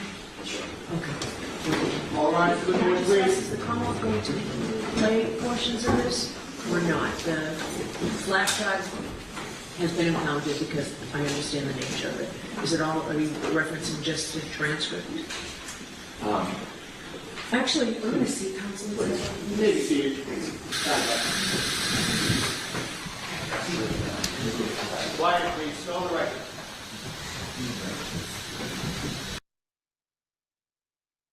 I can fast forward through that break. I think pretty much when they come back, they said they'll do the rest tomorrow. Really? I think so, yeah.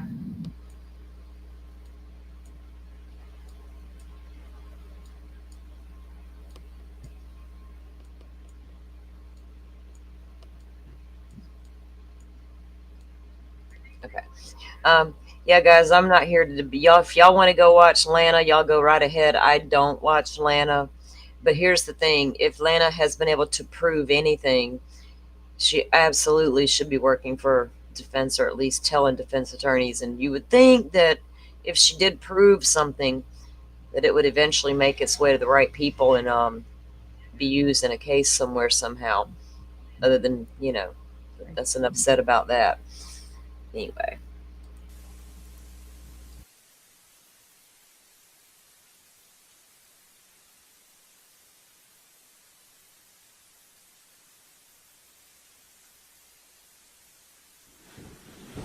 We're back in session. You may be seated. Thank you for that. Sure. All right. So, Mr. Brennan, I will hear you on this motion. Thank you.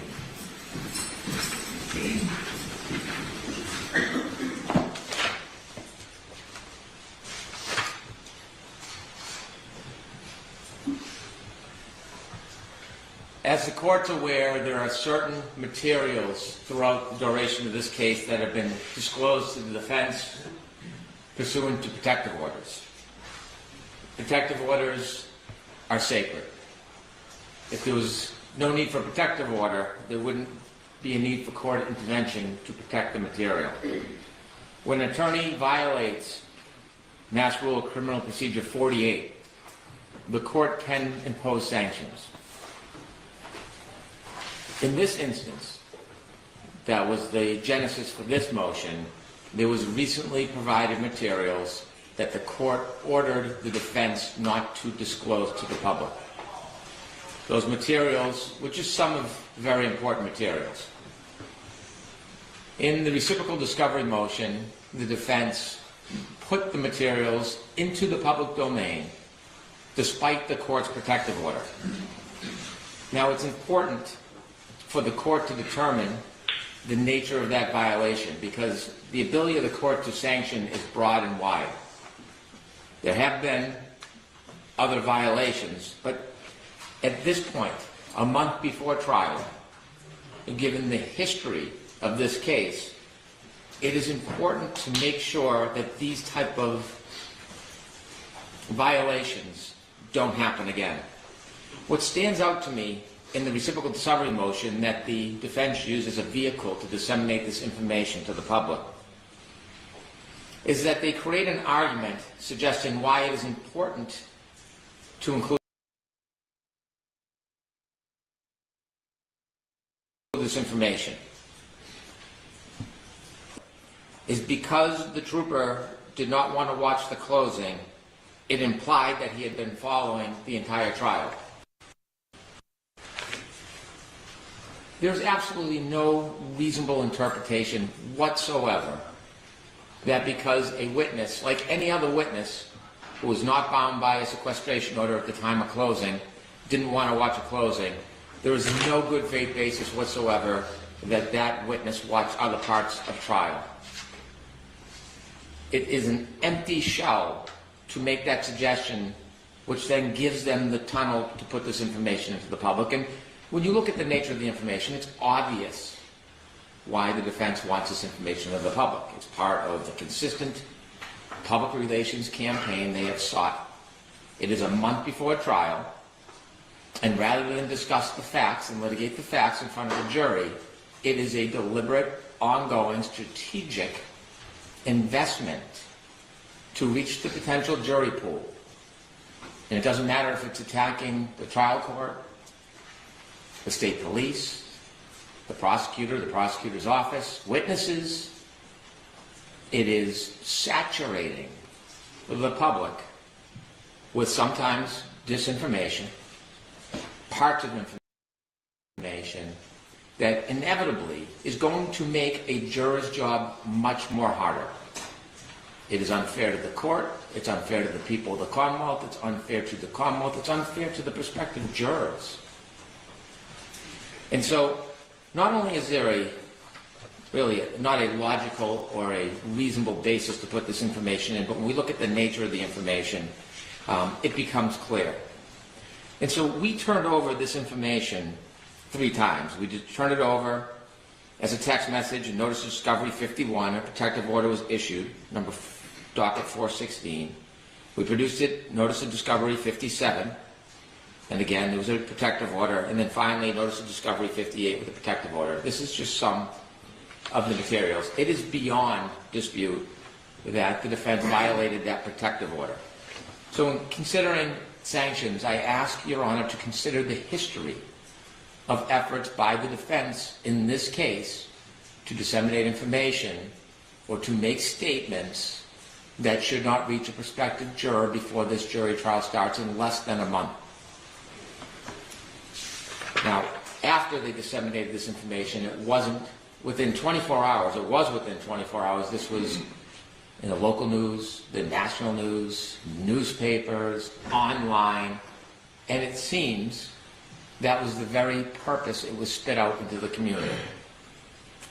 And so, the Commonwealth's position is there needs to be a sanction to stop violations of protective orders and violations of the rules of trying to convince the public before trial about a certain side's position. We've had a history in this case that predated me, docket 111, docket 262, where there have been efforts by the Commonwealth to stop, prevent extrajudicial statements, and despite that, it has not happened. There's never been a sanction by the court imposing an obligation for the defense to stop.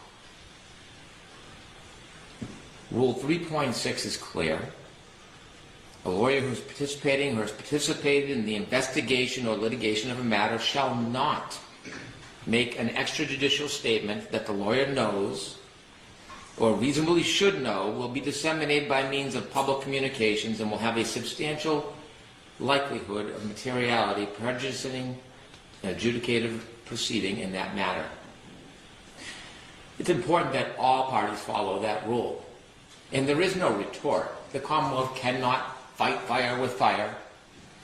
I receive inquiries and calls which I ignore and don't answer all the time because my obligation is a little bit different. It's to ensure a fair trial. Nevertheless, when these type of violations occur, there really is nothing to undo the taint. The history of these violations date back early on in the case, and they continue to this day. Fox 25, defense is quoted, certainly the Massachusetts State Police is involved. The rest of the folks that were in that house, there's some level of involvement by every one of them. Specifically, 3.6 is particularly concerned about disparaging witnesses, about giving a one-side opinion that may not be based in fact and truth about a witness. It is specifically concerned about the credibility of witnesses. There's been an ongoing promotion to talk about ARCA and federal witnesses and what the opinions are, which aren't in line with reality, the reports, or the testimony.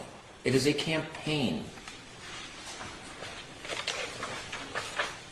In addition to this recent protective order violation that got attention that money couldn't buy for a party, other information that was provided in our case, then provided in a collateral case, was again sent out to the public domain. The defense has not only trampled over 3.6, they've alluded continually about matters that have no basis in fact. January 18, 2024, District Attorney Morrissey is well aware he's a target of a federal investigation. We're aware of today's hearing in Norfolk County Superior Court in the Karen Reed matter. In connection with this matter, at no time has the U.S. Attorney's Office named any person or entity. That was the response by the U.S. Attorney's Office after they implied. Where was that made? Where was the January 18th comment that you just said? Where was that made? That was made by Mr. Yannetti, and I have a clip of it. He also appeared on Court TV with Ms. Reed. The Commonwealth is moving for a protective order for these letters after revealing part of what they contain. The Commonwealth wants to keep the remainder of the letters hidden because the letters contain information that will embarrass District Attorney Morrissey and his office. The letters demonstrate that he's a target of a federal investigation. This is... Where was that Court TV again? I can get the date for Your Honor.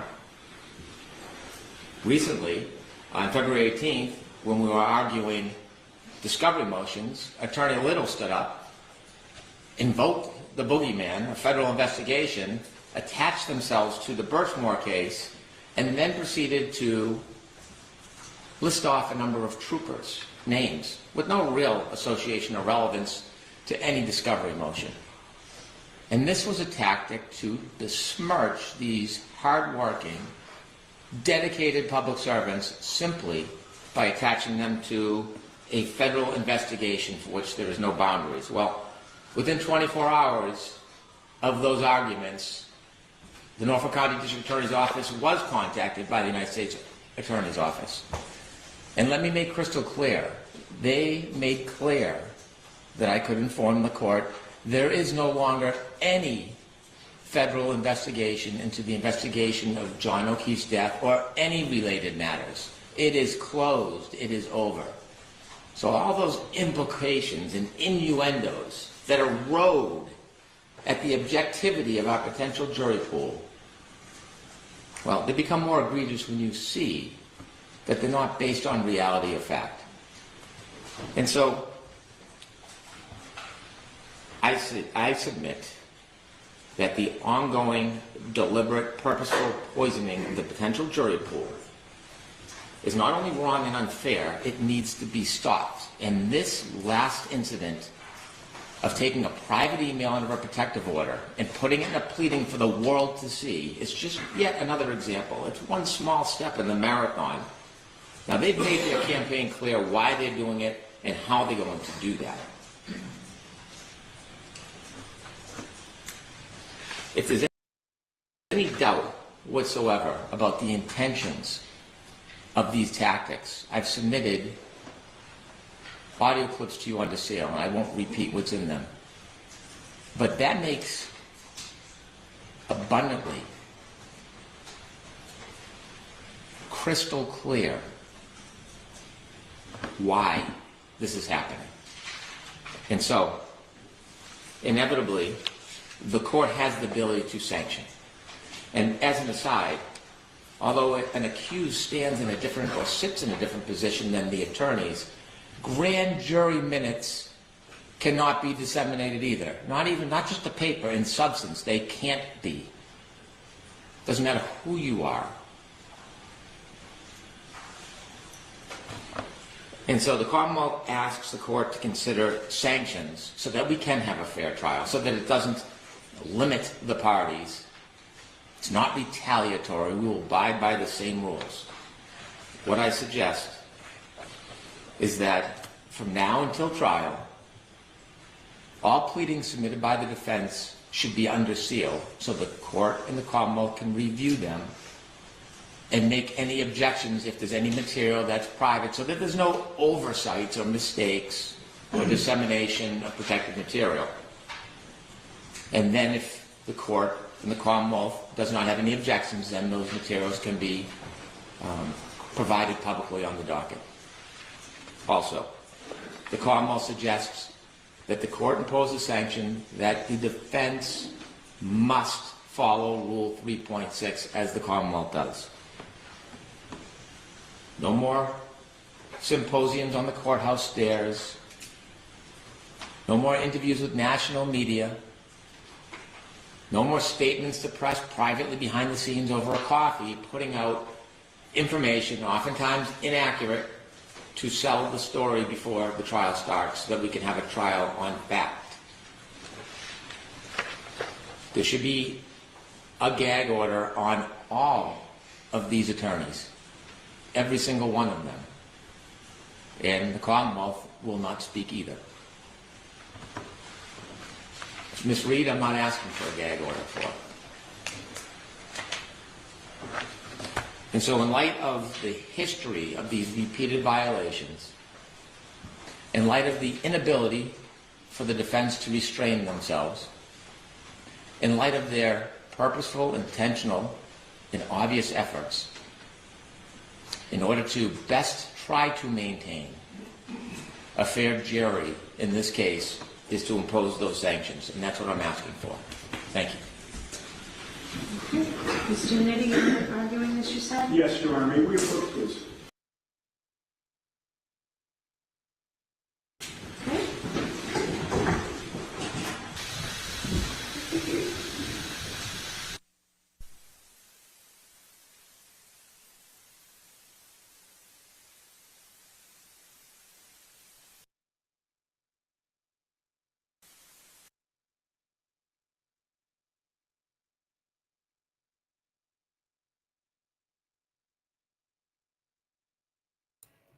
Yeah, Dolphin, it's way too late. They've already had. We have. They already had the first trial. Why are you trying to put a gag order now? Yeah. We've already seen everything. And I mean, that whole entire area, they all know, because everybody's been on one side or the other, right? Yeah, and he was talking about mainly the gagging the attorneys from doing any more interviews and things like that, and the courthouse step theatrics and all that stuff.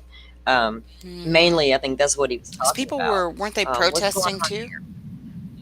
Oh yes. Yeah. So yeah, this has Oh, been a yeah, mess there's for a big minute. circus involved in this case. It's crazy. Oh yeah, and Lolly. That's why. This guy's name's Brennan. I'm not sure. Mm-hmm. Yeah. He was not the prosecutor in the first trial. It was Lally, and Lally is I watched his opening very statements, difficult. and he was boring. God, He's so was boring. so- Imagine 8 weeks of that. I checked out. And he's the one that says over and over, he's like, what if any, or how much, what if any, or where if any, or who if any. Oh, he you know. watched too much my of God. Johnny Depp's trial. Oh my Johnny God, it Depp, was Amber Heard. ridiculous. Yeah.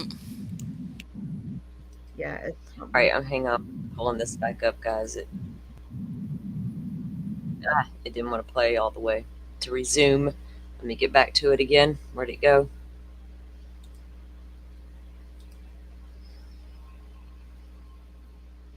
Yeah, I would imagine that the entire trial is on like Law and Crime Network or whatever. So It was. yeah. Yeah. If I'm not mistaken, didn't Court TV carry it? I as think well? they did because I think I recall seeing they do summaries. They do like day by day summaries too. Of my motion like on their regarding website. the So precipitate that's really discovery. nice And too. At the outset, as I mentioned in court last week, this was indeed my motion. Mr. Jackson's name is listed first only because I used a template for the signature block, and that's why I'm addressing this today. And regarding the motion itself, I do acknowledge that I did not file a motion for impoundment when it was filed.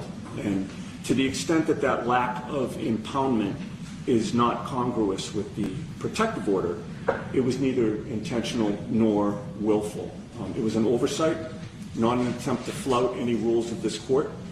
And while I do ask the court to take my word for that, I do also submit that there is evidence to back up that word. Specifically, I would note that one of the examples I cited in the motion deals with the testimony of a juvenile. And when discussing that testimony in the motion, I made sure to use initials, not full names, so as to protect the juvenile's identity and to comply with the court's protective order. That's evidence that I did not intend to violate the protective order and that I was mindful of it in that instance. Regarding the communications involving Mr. Proctor, I frankly and simply did not connect that topic to the protective order when I was drafting it. It just did not register with me. It got by me. When I read Mr. Brennan's motion, I went back, looked at the protective order, and then it sure did connect with me. So I immediately called him, and I was transparent with him about what had happened. And so we get to the issue of whether sanctions are appropriate, and I recognize the court's discretion in this regard. With regard to this issue, I believe it is worth underscoring Mr. Brennan's reasons for seeking the protective order in the first place. He listed 3 reasons for the protective order when he filed the motion. And I quote his reasoning here. This order is necessary to effectuate the well-established privacy and safety interests of witnesses and to protect the integrity of ongoing investigations. So the Commonwealth sought to have this court issue the protective order to protect, number 1, privacy interests, number 2, safety interests, and number 3, preserving the integrity of other investigations. And I submit, Your Honor, those interests are all laudable. And I respectfully submit that my disclosure here did not undercut those interests. Regarding any privacy interests, Michael Proctor's opinions about Karen Reed and her attorneys have been well established and was well-known public knowledge as a result of the first trial. His opinions about my client and me were publicly aired at trial when his other text messages had come to light, inadvertently revealing that he feels the same way about Mr. Jackson that the public already knows that he feels about Ms. Reed and me is a disclosure, mistakenly, that should be considered in light of the circumstances that already existed in the public domain, I would submit. And while the protective order covers this communication, I will note that it was certainly not an instance where I, flagrantly revealed or even inadvertently revealed Social Security numbers, addresses, dates of birth, private information to that effect. As for safety interests, which was the second reason for the motion for the protective order, revealing that Mr. Proctor has opinions about Mr. Jackson does not jeopardize or otherwise implicate his safety, I would submit. At all times during this investigation, and to the best of our knowledge, Michael Proctor is still a Massachusetts state trooper, and he's already on record with his well-publicized opinions as a result of the first trial, again, about Karen Reed's attorneys. So further information coming to light in this motion that he feels the same way about Mr. Jackson that he does about me does not move the needle, I would suggest, toward jeopardizing his safety at all. And finally, with regard to the third reason for the protective order, I revealed no information about any other pending investigation. In this message, Mr. Proctor was strictly discussing Mr. Jackson. Mr. Jackson does not represent any other individual that Mr. Proctor or the Norfolk DA's office is investigating. He represents Ms. Reed. And so that message from Mr. Proctor was strictly about this investigation and no other. So, in conclusion, Your Honor, I told the court I'd be brief. Protective orders serve important and laudable purposes, and attorneys, including me, need to be diligent in abiding by them. I exercise diligence in abiding by the protective order, but this communication got by me. The court will obviously determine the matter, and in making that determination, I simply ask that the court consider the interests of the protective order that were laid out by the Commonwealth and discussed by me here.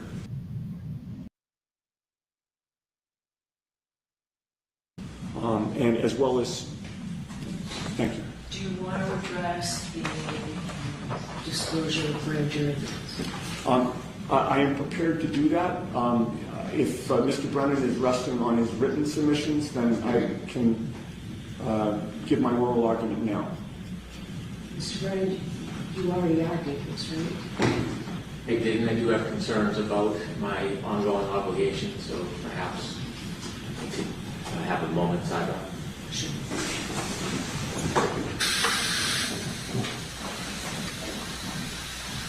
If you let out some grand jury stuff he shouldn't have.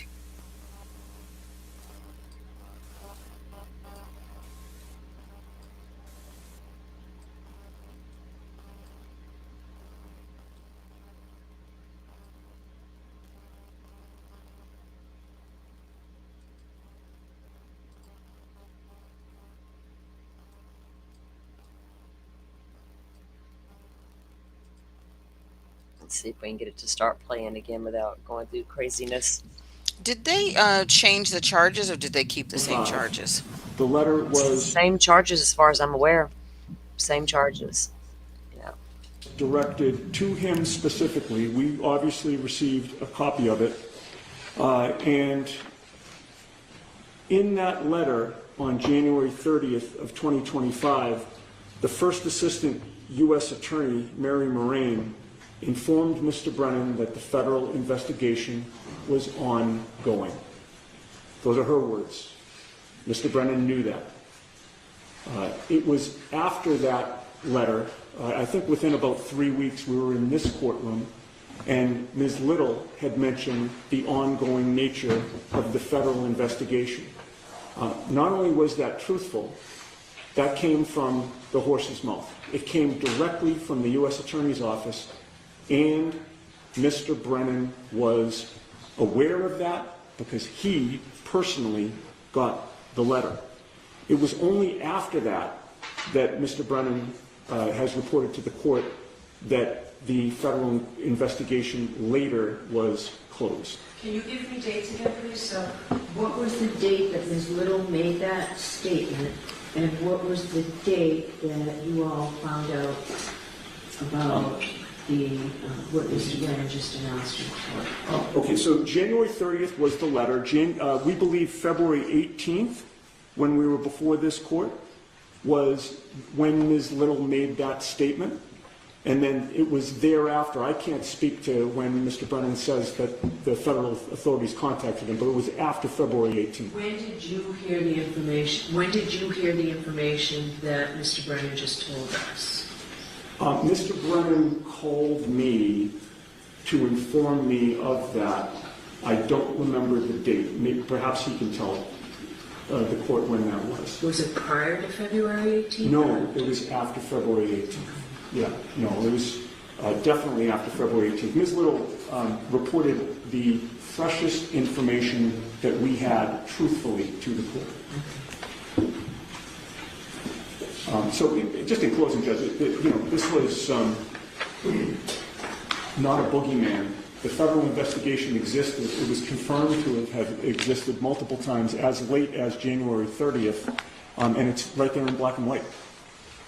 Okay. Any follow-up, Mr. Brennan?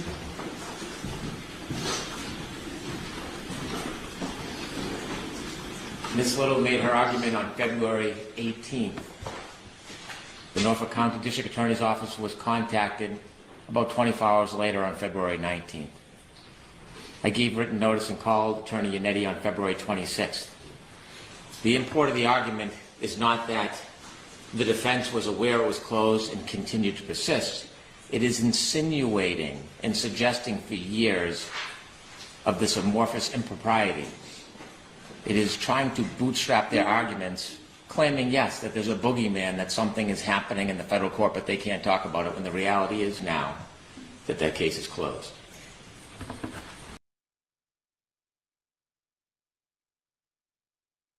If I may just briefly respond, Judge.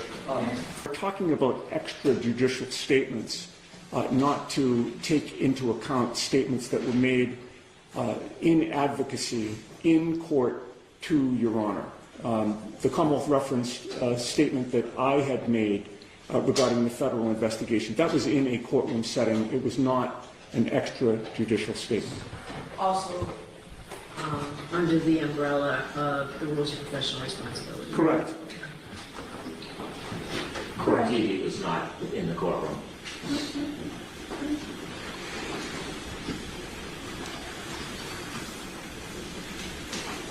Okay. Thank you. So what I'd like to do now, there are new motions that were really just filed. And what I'd like to do, I have one that has a response. So it's the motion to amend the scheduling order to give the defendant a little bit more time for their motion to dismiss and the Commonwealth's opposition. I would like to hear that now. I need to give her a minute. The parties have any problem hearing that motion now, or there's a... No, Your Honor, I think it's very brief. All right, so I need 1 minute to suggest. Of course. Can you write it to see what it is? The ones from this morning, the new ones?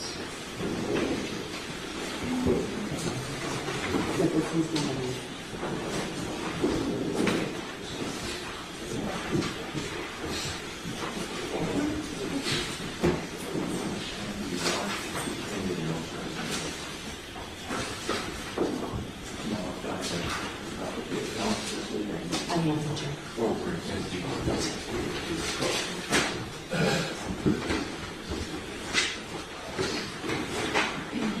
All right, so you're both prepared to argue this motion, right? The motion and the opposition? I'm so sorry, Your So Honor. both sides are prepared to argue this, the motion to amend the court scheduling order? Yes. And the opposition, is the Commonwealth prepared in the opposition? Your Honor, we filed an opposition and just informed defense counsel if they're looking for a date this week if the court's available. I just don't want this to linger because... So I'm happy to do that. The 17th is out. It's way too far away. But I will hear you. I know what I think is a reasonable date, but I will hear you to see if you need more time than what I think is reasonable. I'll agree if they need a few more days without opposition.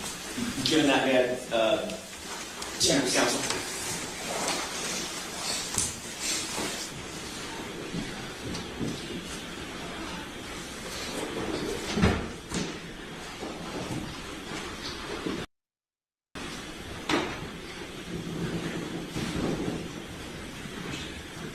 May I address the court, Your Honor? Okay. Thank you. Very briefly, and I appreciate Mr. Brennan's accommodation.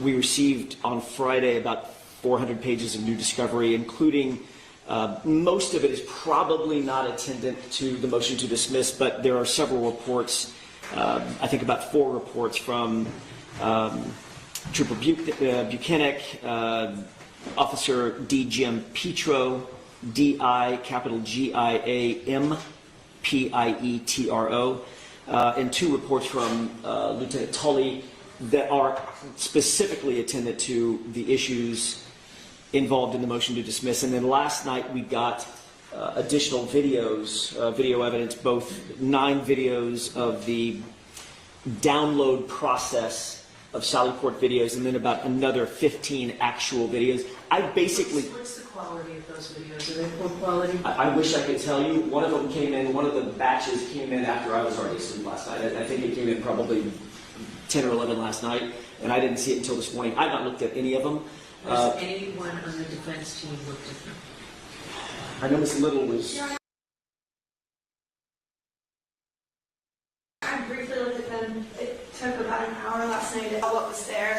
I'm generally aware there are about 8 videos that were produced of them filming themselves dragging files that cut in and out. There's about, don't quote me on the exact number, I believe approximately 9 videos from the Sallyport garage, maybe 12. I have not watched them in detail. But have you noticed the quality? Is it something you can actually see, or is it blurred in? I think some of them are at least the same ones. Some of them I think are blurry. I haven't watched them all in detail. I can tell you that they have the same file names as some of the ones that are produced. They have different file sizes, but I haven't gone through them in detail. It was 9:30. All right, go ahead. It was 9:30 at night, lady. Was your babies in bed? I mean, you preparing for a hearing the next morning.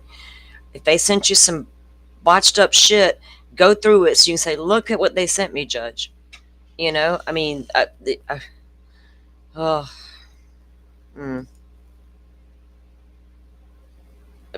these attorneys go on and on about how much work they got to do, as if they're, you know, I mean, I get it. They want to get paid and all, but you chose to be an attorney, right?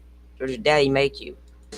Your Honor, just to close, I think that if I have overnight this evening, I think I can be ready by tomorrow. I'm generally ready. I just want to make sure I'm not missing anything, leaving anything on the table. So what I was thinking by way of scheduling, we've gone through just about everything we need to go through today. I just want to, because it's about scheduling, what's the Commonwealth's position on Ms. Little's, or I assume it was Ms. Little's motion to filed by Ms. Little motion to reconsider my previous ruling on the videos? Do you want time to file something on that? Are you prepared to argue that today? Because I can tell you the options that I have for scheduling. We've already downloaded the videos and provided them to yesterday pursuant to the court's directive. Okay, so that was going to be another issue that I I have not looked at them, Attorney Riley did, and he represented that they're all the videos we've already turned over, same quality as we previously provided.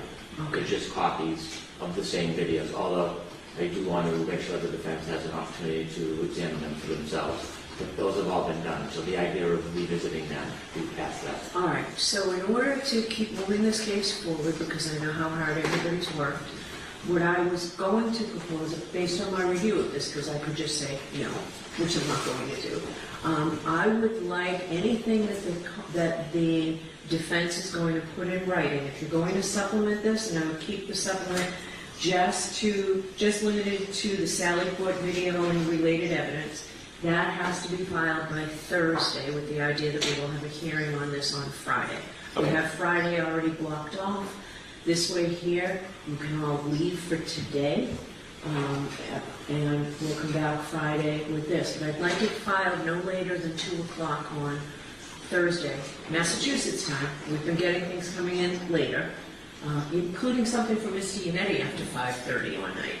So we need things filed by that court day. So you can have anything that the defense wants to file by 2 o'clock Thursday, and we'll see you all here for it on How long do you think it'll take to argue the motion to dismiss? Your Honor, I would expect my comments, just based on what I have so far, an hour plus, perhaps an hour and 20 minutes, something like that. Okay. Kamala's response, any idea? Of argument time, Your Honor? Yeah. It really depends on what the defense argues, but it typically is less. So if we start at 11, we'll finish Friday? Of course, yes, I believe we will, for sure. How does that schedule work for people? It works for the Commonwealth. Right. I need to ask this little one quick question. While he's asking her that, that would mean that we do not have to appear tomorrow. Right, you're in federal court. I want you to be able to just go do that Thank you. and not have to come back here tomorrow or tonight. Yes. And I'm trying to consolidate this now so you can leave in half a day today rather than coming back. I'm just trying to make the best use of everybody's time. Much appreciated. Your Honor, 11 o'clock would work. I think I can make my flight. By the time we get done, I can get to the airport. That's fine. All right, so where do we stand in the motion for reconsideration? It sounds like the files have already been provided and it's done. Your Honor, we still would like to be heard as to that. Obviously, we gave notice that we received Monday morning after they received that. There is still metadata, we believe, on the Canon PD drive. I think we're entitled to that. I think the law is clear. I would like to be heard on that issue. Obviously, we can't take back what they did. They have moved the files, and by doing that, it does alter the metadata, as our expert put in his affidavit. It may be lost, but we'd still like to have as much information as we can as it relates to those files. So how long does the Commonwealth need, I know this motion is just filed, how long does the Commonwealth need to be prepared for this motion regarding the metadata specifically? I think we'll file a written response. Okay. We're going to be a couple of days. Okay. If we have motions on maybe Friday. Yes. So I think I'll make a motion in writing, but I think we will hope to have the weekend if the court allows, because with all of these hearings, it's taken away quite a bit of our prep time. All right. Can you argue it on Friday and file a supplemental afterward? I can do that. That way then we can have everybody here Friday and I don't need to bring everybody back Monday. We can do that then. Your Honor, I would ask for the same courtesy for the defense. We have all of our reciprocal discovery due on Thursday. We have all of our motions in limine due on Friday. I know the court would like us to have, the brief as to the motion to dismiss on Thursday, and I would love to be able to get the court that. But I would appreciate a little bit additional time as well. So I need to know how this affects the motion to dismiss though, right? You've had this since, so you've got these recent ones, but I need to know how that, are you going to argue that in the motion to dismiss? Well, I don't know because we got it last night at 9:30, so I wish I could answer that for the court, but I'm in a bit of a catch-22. It might be irrelevant, it might not change anything at all. I won't know until I have a chance to actually go through everything. But I need something, right? I need to know by Thursday. It doesn't have to be a complete report, an outline even. Would the Commonwealth be satisfied with an outline? At one time? An outline of what you are. Of what Ms. Little says, how this late disclosure of videos. Sure, we'll deal with it. All right, so if you just so that I know the points that you're raising for the motion to dismiss, and then I'll want to supplement it very quickly thereafter. I have to decide this and put something right. So I need it to be done as quickly as possible. We've got a team of lawyers. I know the lion's share of the writing appears to be on you, Ms. Little, but there's everybody here that can help. May I have 1 minute, Ms. Little?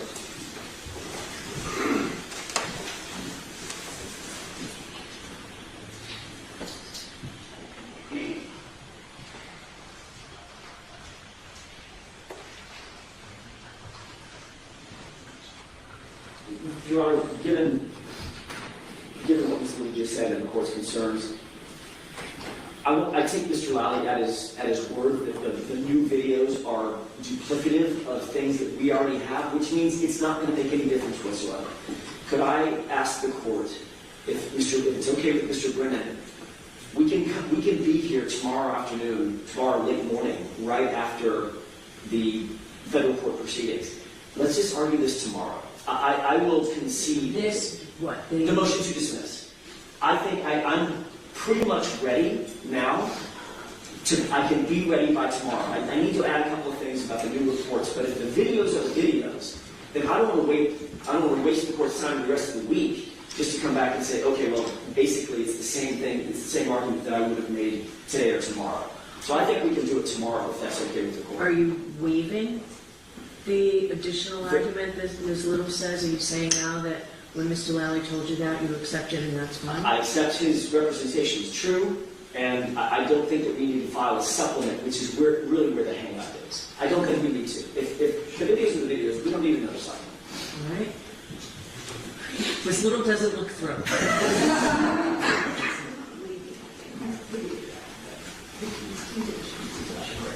Right.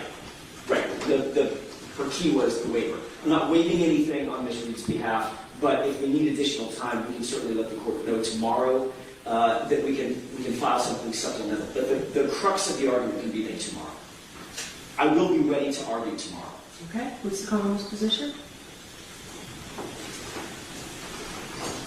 I'll defer to the court. I know it's more complications with the defense and travel will be available whenever.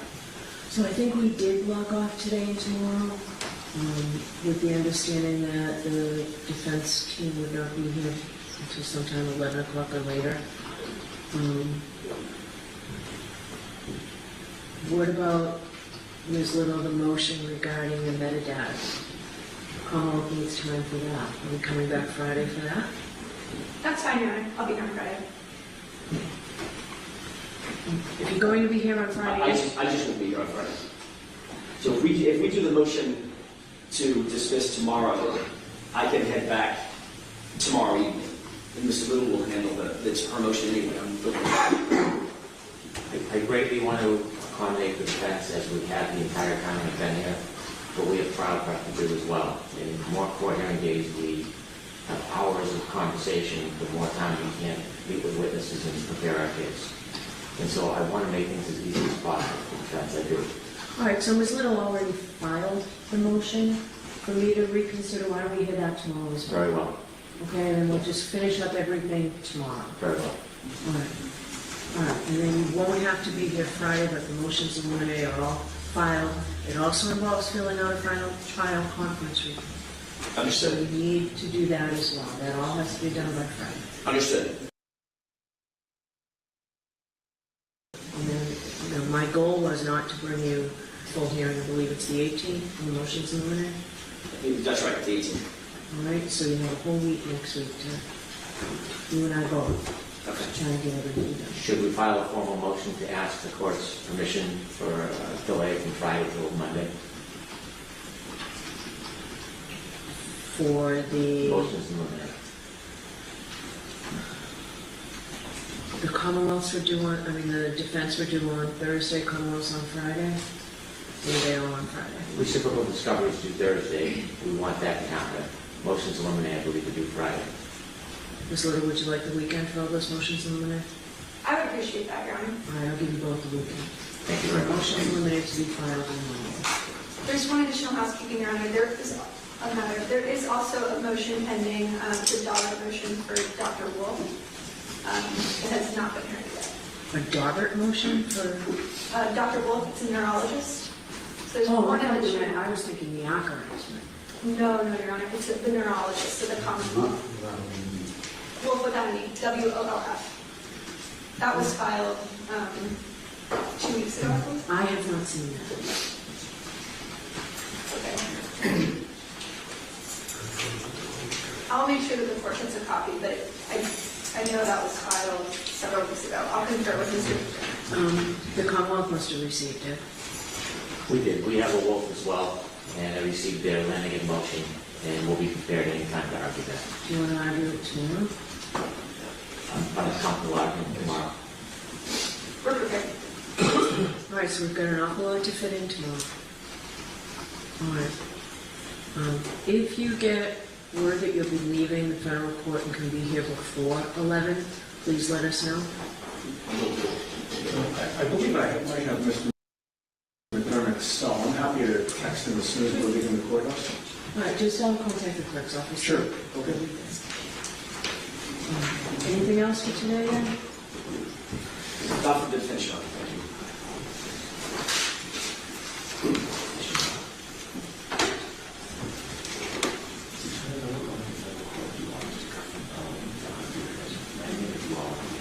So I'm going to give you all a, why don't you clear up all the signs? I'll be out this way. What's the court call, Riley, please? When she's done, she's done. Huh? Yeah, I think this is the break where they come back and they say it's the end of the day, but I could be wrong. Yeah. No, that was okay, it. good. So they're going to be coming back. There's a lot of motions left to be heard in this case, obviously, and Yep. they're gonna a lot of motions left to be heard. So I'm gonna have to get the schedule down and take a look at what all they do have I coming believe up. Andrea said 11 a.m. tomorrow, so I don't know if that's 11 a.m. Eastern. For the- Probably. Yeah, for the one they're going to hear tomorrow. They were going to put it all off until Friday, and then they decided to go ahead and do something tomorrow. So I'll check in the Twitterverse and see what's happening. But so yeah, I went outside to let the dog in a second ago, and like the back door didn't want to open, and it was only because the wind was blowing so hard.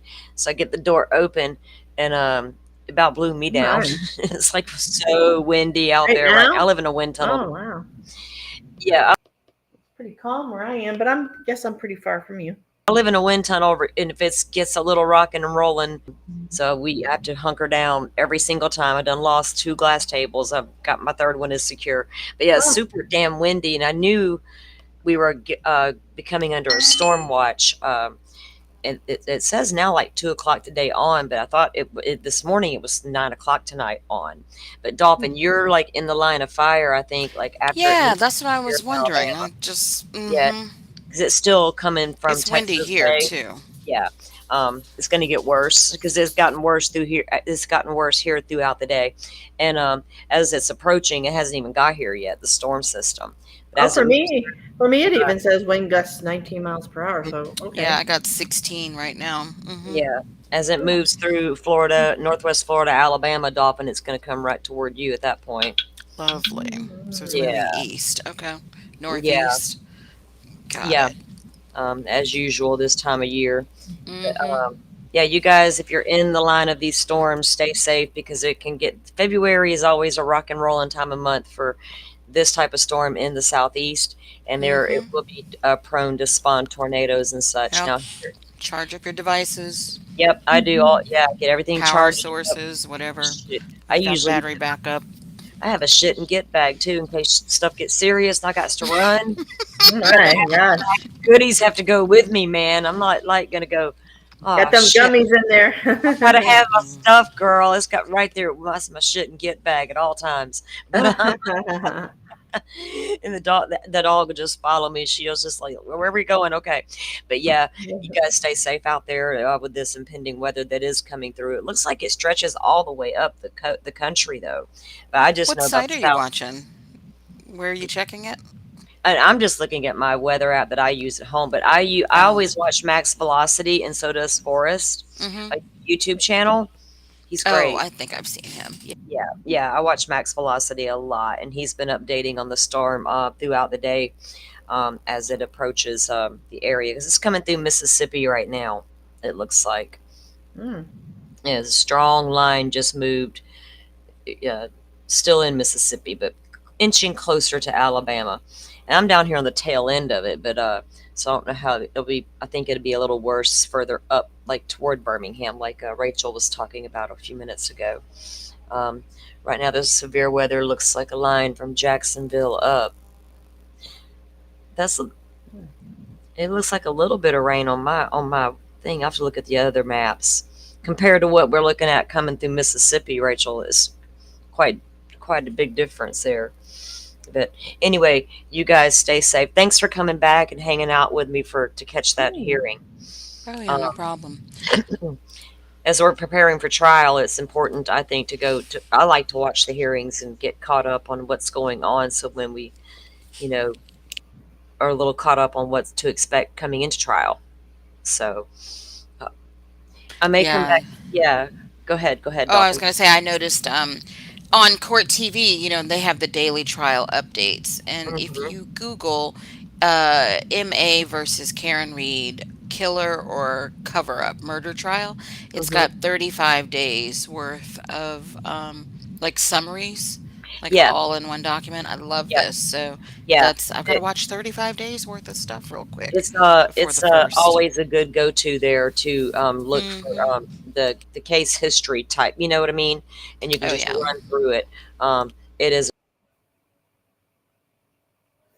a good resource. Yeah, like it really is. You guys go figure out what we're gonna do for dinner later, and I don't know. I think I'm just gonna get in my bed and let it rain later and just like chill. I don't know, but I don't know. So Joe's going live tonight over on his channel. He had a meeting to get to earlier as he's bailed out on us. That I don't know if this hearing happens tomorrow. We'll go live with it and cover it for those of you who are interested. Like I said, I'll get in as much as I can this week because I know I'm not going to stream on Sunday like I normally do because I'll be busy with the family doing the things. So, so until I see you guys tomorrow, probably have a good night. And if you're members and non-members, keep an eye on the community posts that I'm posting. I'm giving members sneak peeks on what's coming up, and I'm trying to keep I'm trying to get better at posting to there regularly for all of you guys, not just members only, but they get exclusive sneak peeks. But I want to post updates that we haven't talked about yet, or if new filings come down that we're going to be talking about. I'm trying to keep you guys updated there as well too with information. So always go over and check that out if you want to go see what's happening until we see you again. All right. Well, with that said, I'm going to let you guys go, and y'all have a great evening. Everybody stay safe with the impending weather, and hope to see you all back here tomorrow. Thank you all for watching this here video.